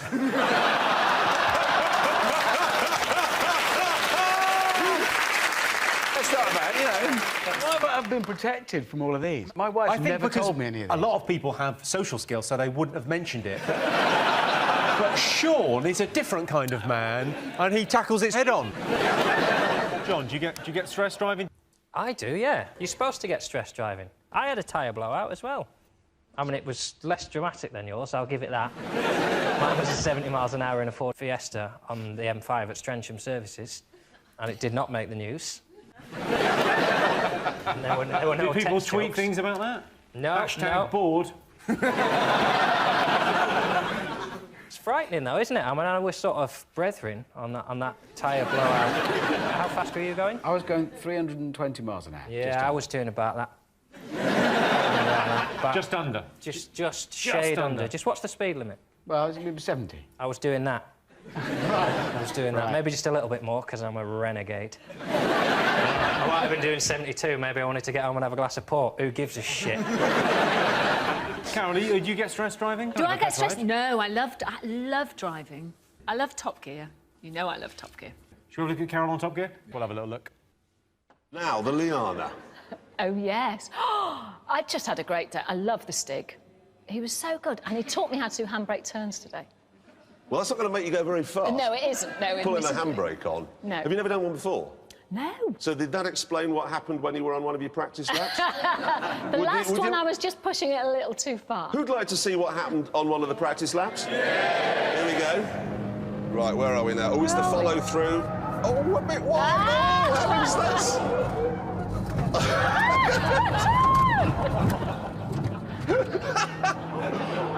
That was my last lap. That was quite close. Oh, this is great. This one's great.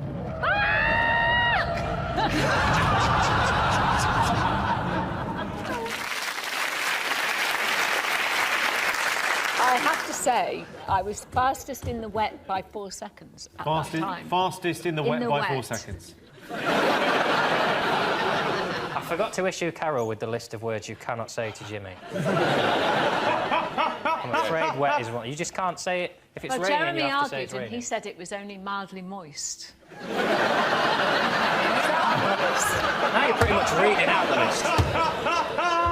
Oh, it's amazing watching that, though, because you look about the same, but Jeremy has gone from 0 to 60. If you look at Jeremy then, there's Jeremy back then. Look at that, he's a young man. Look at him now. It's like he's been in that pod, you know the film The Fly? And he got in there with a pickled egg. One thing I don't understand is, why does Sting wear a helmet? I don't understand that, 'cause he's quite a good-looking fella. OK, most people find driving a stressful experience. True or false? What are you going to go with, Sean? Well, I'll agree with Richard that it's not false. It's not false. It's not stressful, whatever that is. Not stressful, false. All right, what are you going to go for? Well, I'm going to go False. true. Oh. I'm going to overrule because I've seen how you drive and it's made me stressful. So I'm going to say true. So the answer is false. Yes, only 31% of people find driving a stressful experience. I tell you what stresses me out, those white van drivers. They think they own the bloody road with their flashing blue lights. Calm down, mate, there's an accident up ahead. We've all got to wait. Sean's team, what scares you? Oh, Primark on a Saturday. And the biting and the blood. If you ever want to know what it's like to just have a true nightmare, drink a 2-liter bottle of Coke, just stand in the middle of a Primark.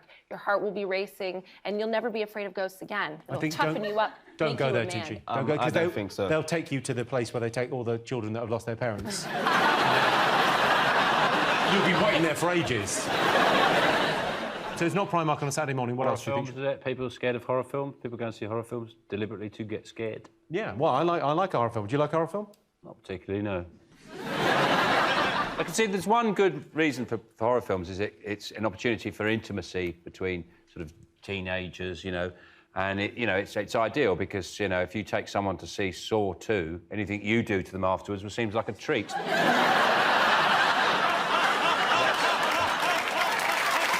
One reason for it. Tinchy, do you watch horror films? Not really, you know. No, I don't watch Not your thing? Nah, not my thing. I guess you can work out why I don't watch it. Why don't... No, I'll ask. Why don't you watch horror films? I'm scared. Simple as that, really. No, I don't really watch horror films. If it's on and I'm with people that are watching it, I'll watch it. But, like, I don't want to be scared for. I sometimes admire the plumbing. You know, they turn on the taps and blood comes out. You go, that's pretty good, isn't it? Or a shower and all blood comes out of the shower, or they've got a blood jacuzzi. Yeah, I think that's quite a lot of plumbing's gone in there. The plumber's gone in there. Do you watch horror films? John? Yeah. Do you? Oh, I love it. No, you don't. Oh, I love it. It's nice to be scared because then when it ends, that's the thing. You're scared and then it ends. You think, oh, well, at least my balls aren't getting electrified. That's not a horror film. But if 8 out of 10 Cats was a horror film, I would be the one stumbling through the woods crying. Running away. I've worked out what it would be. Sean would be that you'd be the one I was running away from. I would find your house, think you were the nice guy, but then you turn out to be worse than him. I can't believe he's totally figured this out. And I was chasing you to warn you about Jimmy. That's the reason I was going, Dan! Dan!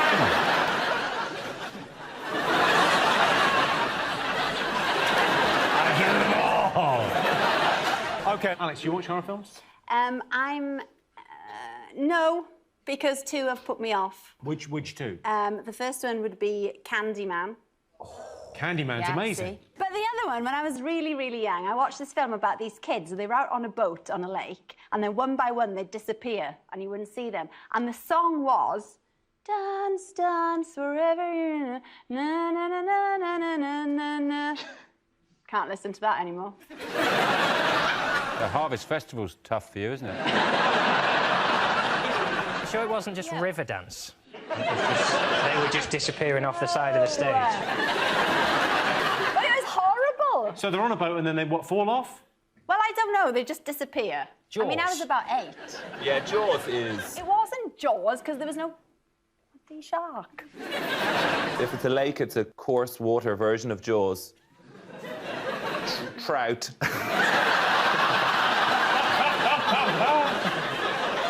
OK, let's have a look and see if it's up there. Yes, horror movies. I often watch horror films hiding behind the sofa, so my neighbours don't know I'm there. When I'm skint, the first thing to go is space exploration. I'll cut it out. The whole thing with the mission is to tell whether there's methane in the atmosphere. So basically, they spent 45 million to see if Mars smells of shit. I don't understand what's the point of that? I'd like to live there.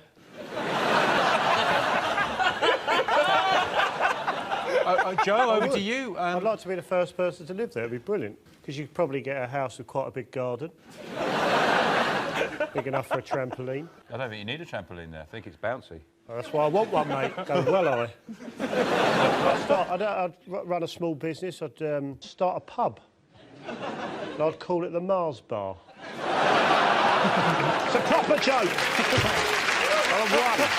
One proper joke. You're so well groomed, aren't you? Very well groomed. Dashing. You look like you've come out of the sort of human equivalent of a dry cleaners. OK, here's your Paul Hollywood-related question. Most people consider themselves a good cook. True or false? What do you think? I think they do think they're good. Really? Yeah. Yeah, well, you would experience a lot of people who think they're good coming on your show. Some of the auditions, the people who come in for the auditions, it's incredible. I mean, I could strategically shave a chimp and by the matter of probability come up with something that's better than some of the stuff that I've seen. Really? Yes. I bet that hurts when you say that to their faces. At the early shows, is it like X Factor? Do you have the nutters in week 1 going, I made a cake? No, we do an audition process, which we do film just to see how they're going to react on camera. But you don't show us that? No. Why don't you show us the best bit? Do you think that'd be worth showing? I want to see someone turning up looking like Joe Wilkinson going, I've done a cake. I've done a cake, don't eat it because it's not legal. We've had people... I kept it warm in my pants. Paul, are you better than Mary Berry? No, because Mary's not... I know she's not got long left, but are you... Do you know I met Mary's mother? You met Mary's mother? Yes. What, at a séance? That's just... You're in serious trouble now, my friend. Sean's team. Teacher strike. There was a teacher strike. Oh, the teacher strike. Even at my age, when I hear there's a teacher strike, I still find myself going, Day off! And I was putting my kids to bed the night before the teacher strike, and I was saying, good night, and remember, tomorrow there's a teacher strike. And they went, That's a job. You think it's nowhere near gets the respect it deserves. I mean, everyone has a great deal of sympathy for nurses, which obviously you do. I'm not taking away from that. But teachers, other people's kids, it's just the worst. That's the worst experience known to man, apart from genuine pain inflicted on your body. I don't know. You see, I think it's the primary school. I meet primary school teachers, and I think easy life, babysitting. But then I meet secondary school teachers. Like, I teach 15 to 18-year-olds geography. Gee, good luck with that. Infuriating being a teacher, because every 5 years, pretty much, there's a new schools minister who just completely changes the job, who's never taught. They just come in and they go, here are the new rules, by the way. I used to be an ice cream man, but now I do this. So now you're not allowed to teach geography on a Wednesday. And he's the only man in the country with a slappable voice, Michael Gove. His idea was they should use exercise as punishment, which is taking the least well-behaved kids and making them the fittest and strongest. If I was Michael Gove, what I would do, something really radical, I'd make school, it starts really hard, and then it gets easier and easier and easier. Give you an incentive to sort of stick it out. It's like going down a hill. You just go, way, so you go uphill, and then when you get to about 12, it starts getting really easy, and you're on just like sort of animal noises when you leave. Carol, you were an education czar at some stage, weren't you? You were a maths czar, weren't you? I did a maths report, yes, about 2 years ago. I was also involved in the introduction of the numeracy hour when Blair was Prime Minister and Blunkett was Education The Secretary. numeracy hour? Yeah. What, countdown? I was a teacher for a little while. When I left school, I got a job in Australia teaching sport and junior science, and I failed every single one of my science O-levels. So. Yeah, but it's Australia, isn't it? Says something for the Australian citizens. It's Australia, they were just happy to be in out of the cold. Out of the cold? Australia's really hot. Yeah, no, good point, well made. Yeah. I do a little bit of baking. I don't do a lot of baking, I do a little bit of baking. I bake cakes, and I just sort of... I think there's a lot of love in it when I bake. I baked that recently. It's just at home, just hanging out, and I just... Actually looks a lot healthier than me, doesn't it? It's a Sean Locke cake. What's it made of? It's held together with hate. So you can tell you're fun to be around by the company you keep. If you would think you're fun to be around, you like to be around fun people. In truth, I'm never happier than when it's just me and a really old dog. I sit there for a day by a river with an old dog. Guys? I agree. I distrust the whole concept of fun. You're going meta on this. Well, yeah, it is. Why would you, say, oh, we're going to have fun. Oh, what do you mean we're going to have fun? Like, oh, we're going to go to a fun fair. What do you mean a fun fair? It's neither fun nor fair. Let's not go. Fun size. Oh, it's fun size. Who decides what size fun is? We have our own thing. We have our own thing. Fun and games. It's too much for me. Fun and games, one at a time, please. Otherwise, my head will explode. I'm going to put you down as a not fun.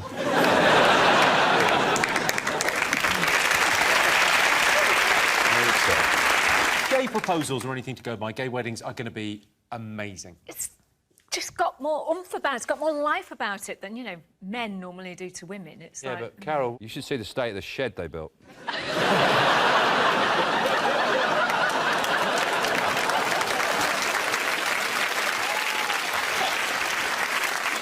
How did you get proposed to? Which time? Well, it was different in those days, wasn't it? It was, yeah. Yeah, we were riding on the back of a hay cart. I thought you were going to say triceratops.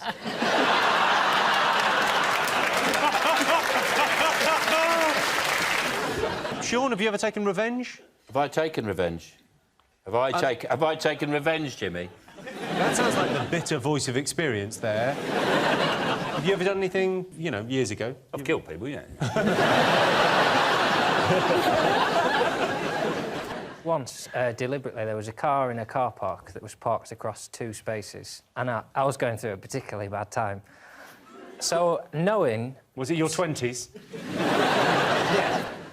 Knowing that it would damage my own car, I reversed as if I was going to park in the second space, knowing that I was going to hit their car, and just did it anyway.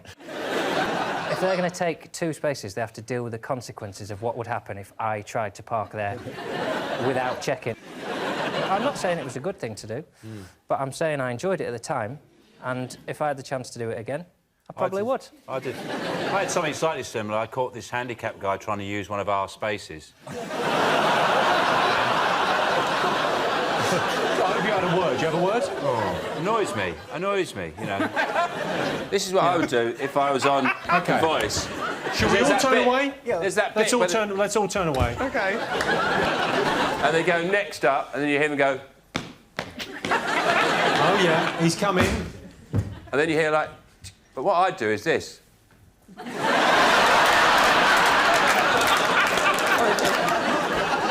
then I'd start. Here we go. Spin round, Jack. You do. That means you want to manage me if you turn round. Someone please! Make me feel fine! Floating through the chest. Oh, it's a bloke!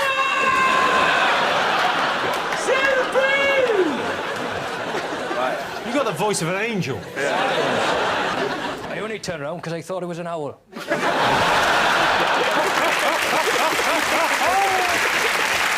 Well, you were in Holby City. Oh, yeah, I did Holby City. And when Oh, you don't need to explain. No. Let's have a look.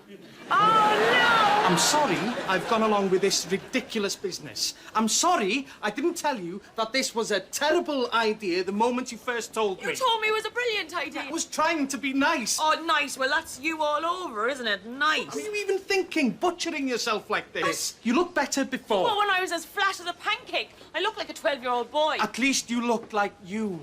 Not like some cheap porn star. Oh, I'm surprised you even know what a porn star looks like. You're such a sexist amoeba.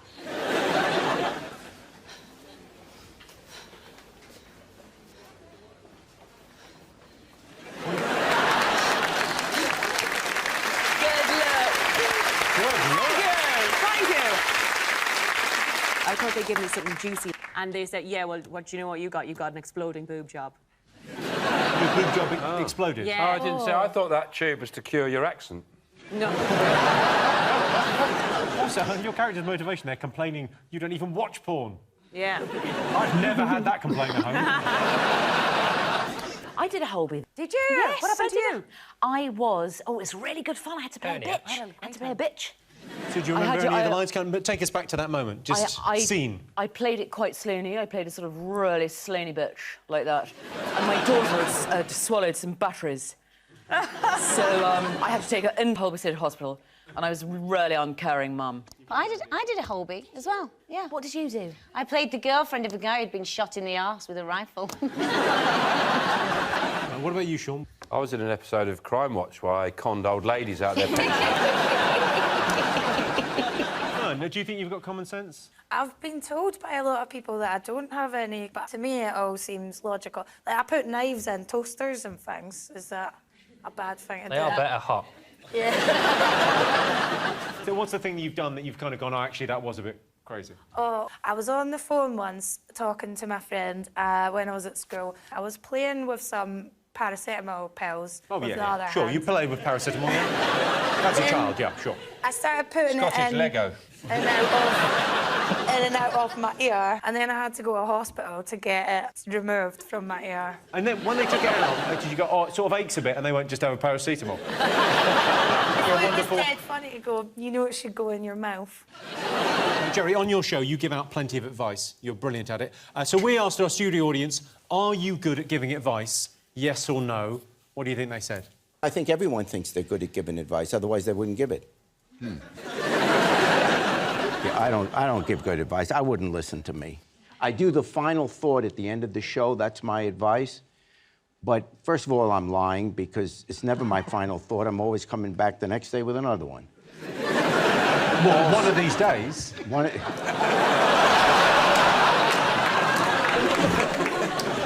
Jerry, what's the most extreme show you made? The show I remember is the guy who married his horse. But in my final thought, I came out against it. I want you What to... did you say? Nay means nay.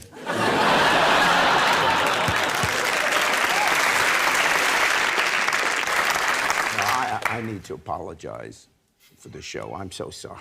I could just take a minute to apologize to the British people for my show. I didn't mean to do it. Your show, there's nothing about I've ruined your the show. culture. I've destroyed the culture.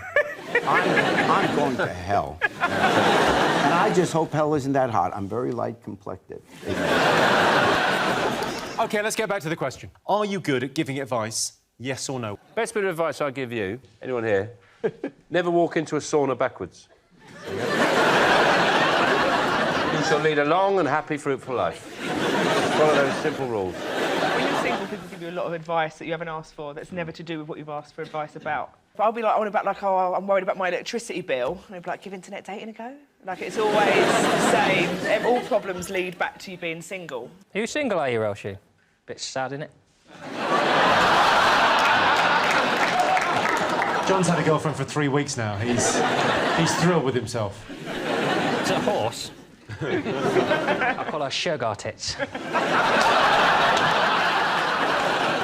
I've got a real bit of advice. Do you want it? Yeah. If you've got a pizza and it's cold and old, and you think, oh, I want to do the pizza, you can put it in the oven, it's going to make it drier, you can put it in the microwave. I mean, that's just an animal's move. But if you put it face down in a dry frying pan, and it's like brand new, it's like Domino's have been back. I usually, when I've got an old bit of pizza, I usually put it in the bin.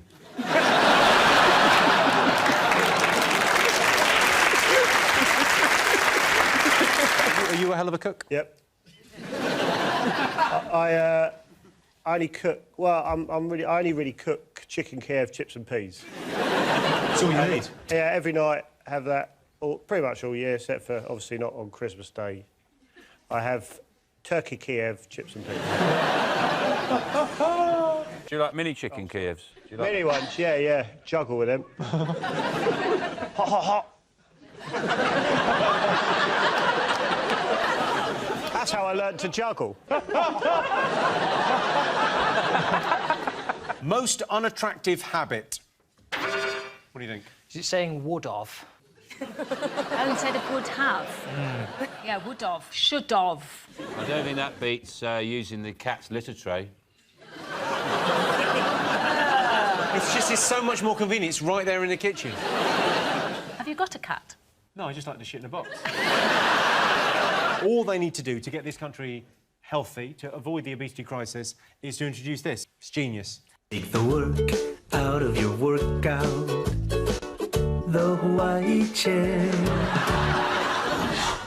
You know, Tamara, the Hawaii chair wasn't designed just for home.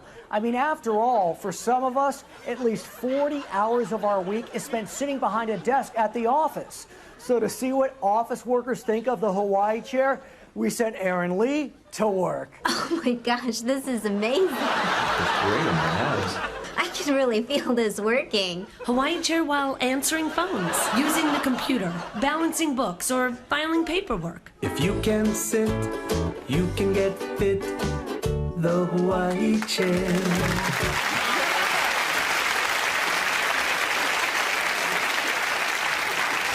I hope it's absorbent. if you played that without the visuals, it would sound like a porn film. It would just like, oh my god, that works. Yeah, it works real good. It feels awesome. Oh my god, yeah, you like that? You like that real bad? Yeah, I really like that. This is awesome, and I just sit on it. You just sit on it. You just sit on it and twirl around. Oh, it looks like you're masturbating over your colleagues. Yes, yeah. Why do you think I went into stand-up? I would never have survived an office environment. Neither would the photocopier.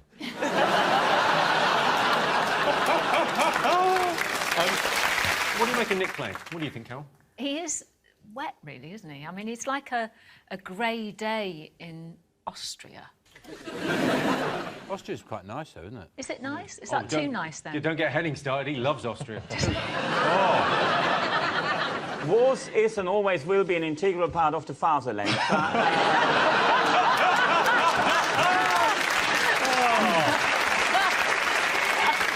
You tweeted this a few weeks ago? Oh. I mean... I actually love cooking, and I cook a lot, and I am yeah, well, you can say. Your pea to fish finger ratio is mental. But you know when you get to the end of fish fingers and peas and you've got no peas that are mashed in the ketchup, so you have to have extra peas to make sure that that doesn't happen. Oh, so they're contingency peas? You don't contingency. Oh, now you don't sound mental. Rob has a similar fish finger recipe that you may be interested in. He tweeted this picture. Oh, God. What happened there? Basically, what I do quite a lot is I turn the oven on, put stuff in it, and then just go. And that, basically, I put them on, I forgot about them, went out, come home, that happened, and it was in the middle of summer, we had an heat wave, and it was well hot in the house, because that was going on, and the heat was on, and my cat was groggy. From the heat, it was all over the place. John, what's your best dish? 12 fish fingers and 1 pea. The facts of teaching have remained the same since the dawn of time. The best teachers are the teachers with speech impediments, because they're the ones you listen to. Facts, isn't it? You can be as passionate as you like, but if you talk funny, the kids are going to sit and listen to you. Did you have a teacher with a speech impediment? I had a technology teacher who used to make a little noise every now and again. Go on, just give us a little... So it's something like, so if you're doing a dovetail joint, lads, don't forget to reinforce it with some PVA glue.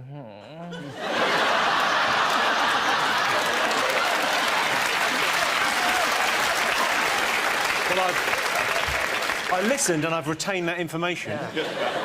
PVA I've glue, retained that for 15 years because of that noise. And what was it? It's just a little... Just every now and again, not all the time, but just every now and again, just at the end of the sentence. And that, don't forget that will be on the exam.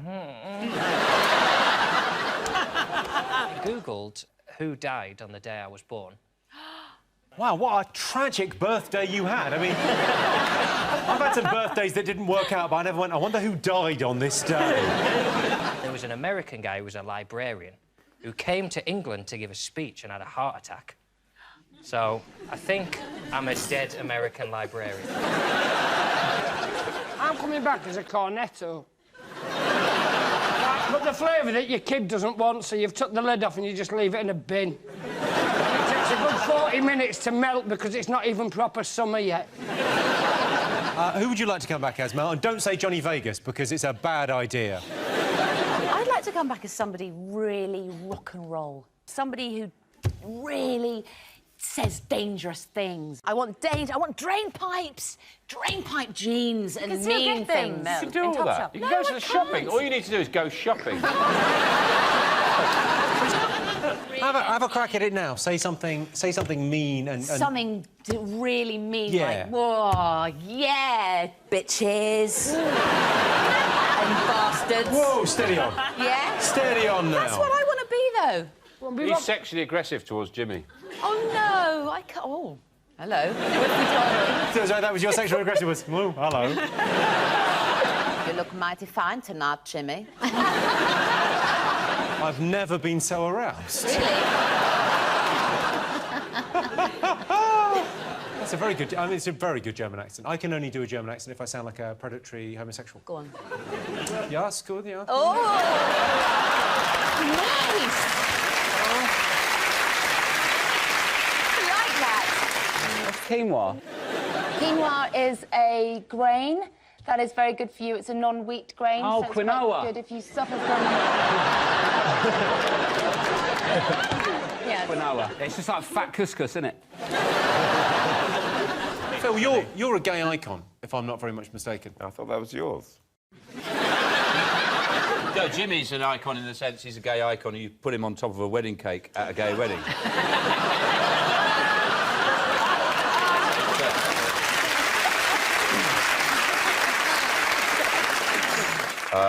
Well, there's a lot of excitement about the Oscars. Oh, yeah. Coming up. Well, actually, when we go out, it'll have been.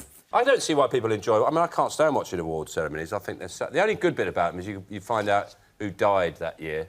You go, oh, didn't know that. I must have been on holiday that week, you know. Oh, I thought he was already dead. I don't know, you a fan? Do you enjoy the Oscars? Do you like it? I love going to movies. The Oscars are a little bit over the top, but I knew American Hustle would win. Cut. I knew Gravity would win. Yeah, that's whichever one you want.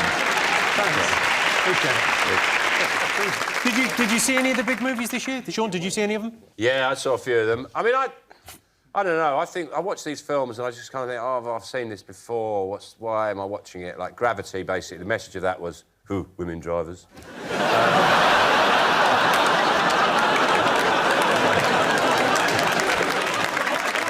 I know the stupidest thing I ever did.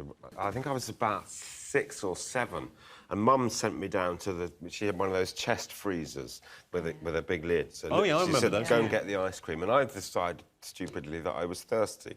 So I lifted the lid and bent my head in and went to lick the ice.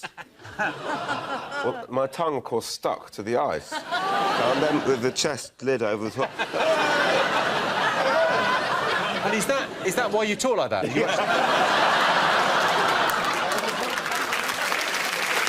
All the nominees were given an $80,000 goodie bag. $80,000. That's not a goodie bag. That is a fucking amazing-y bag. Can I ask a question about that?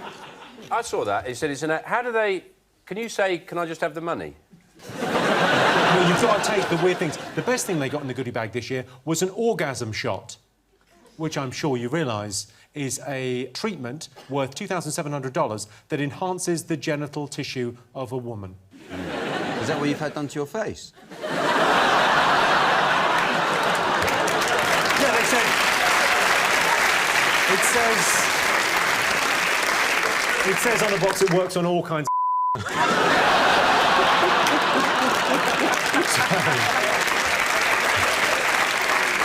I've just remembered something I did, which is very stupid when I was a kid, walking home from school, and I must have been about 7 or 8 years old, and there used to be a level crossing that went up like that. Yeah. And I had a Parker with toggles, and he'd be waiting for the train to go... No. And I was playing with my toggles, and I tied, like, not just one, about 4 knots across the railing. And I was just in a dream world, and then the thing started going up. And I was hanging on to this railing in the sky. And luckily, this guy got out of his car and sort of climbed up and cut me down as I was going... Last week, a man from Missouri was given 2 years probation after sending 20 packages of his cat's poo to a company that rejected his job application. So we asked our studio audience, is it wrong to take revenge, yes or no? Like that, I would argue, yeah. It's not the sort of thing that's going to make a company think, do you know what, we were wrong about you. John, you ever taken revenge? I would like to say the sentence, I will have my vengeance. I'd like to say that at some point in my life. Treat yourself. Well, it doesn't work now, because you haven't done anything, have you? Oh, you fucking... It's weird, because you wanted to say, I will have my vengeance in quite a masculine voice, but when you got pushed even slightly, you went, oh, you! Yeah. I will have my vengeance. I'm the mayor of fun.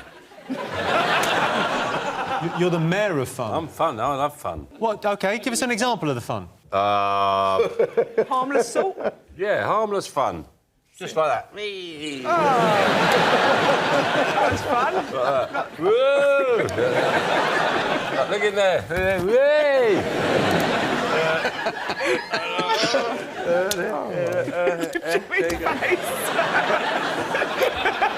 Jerry, somebody...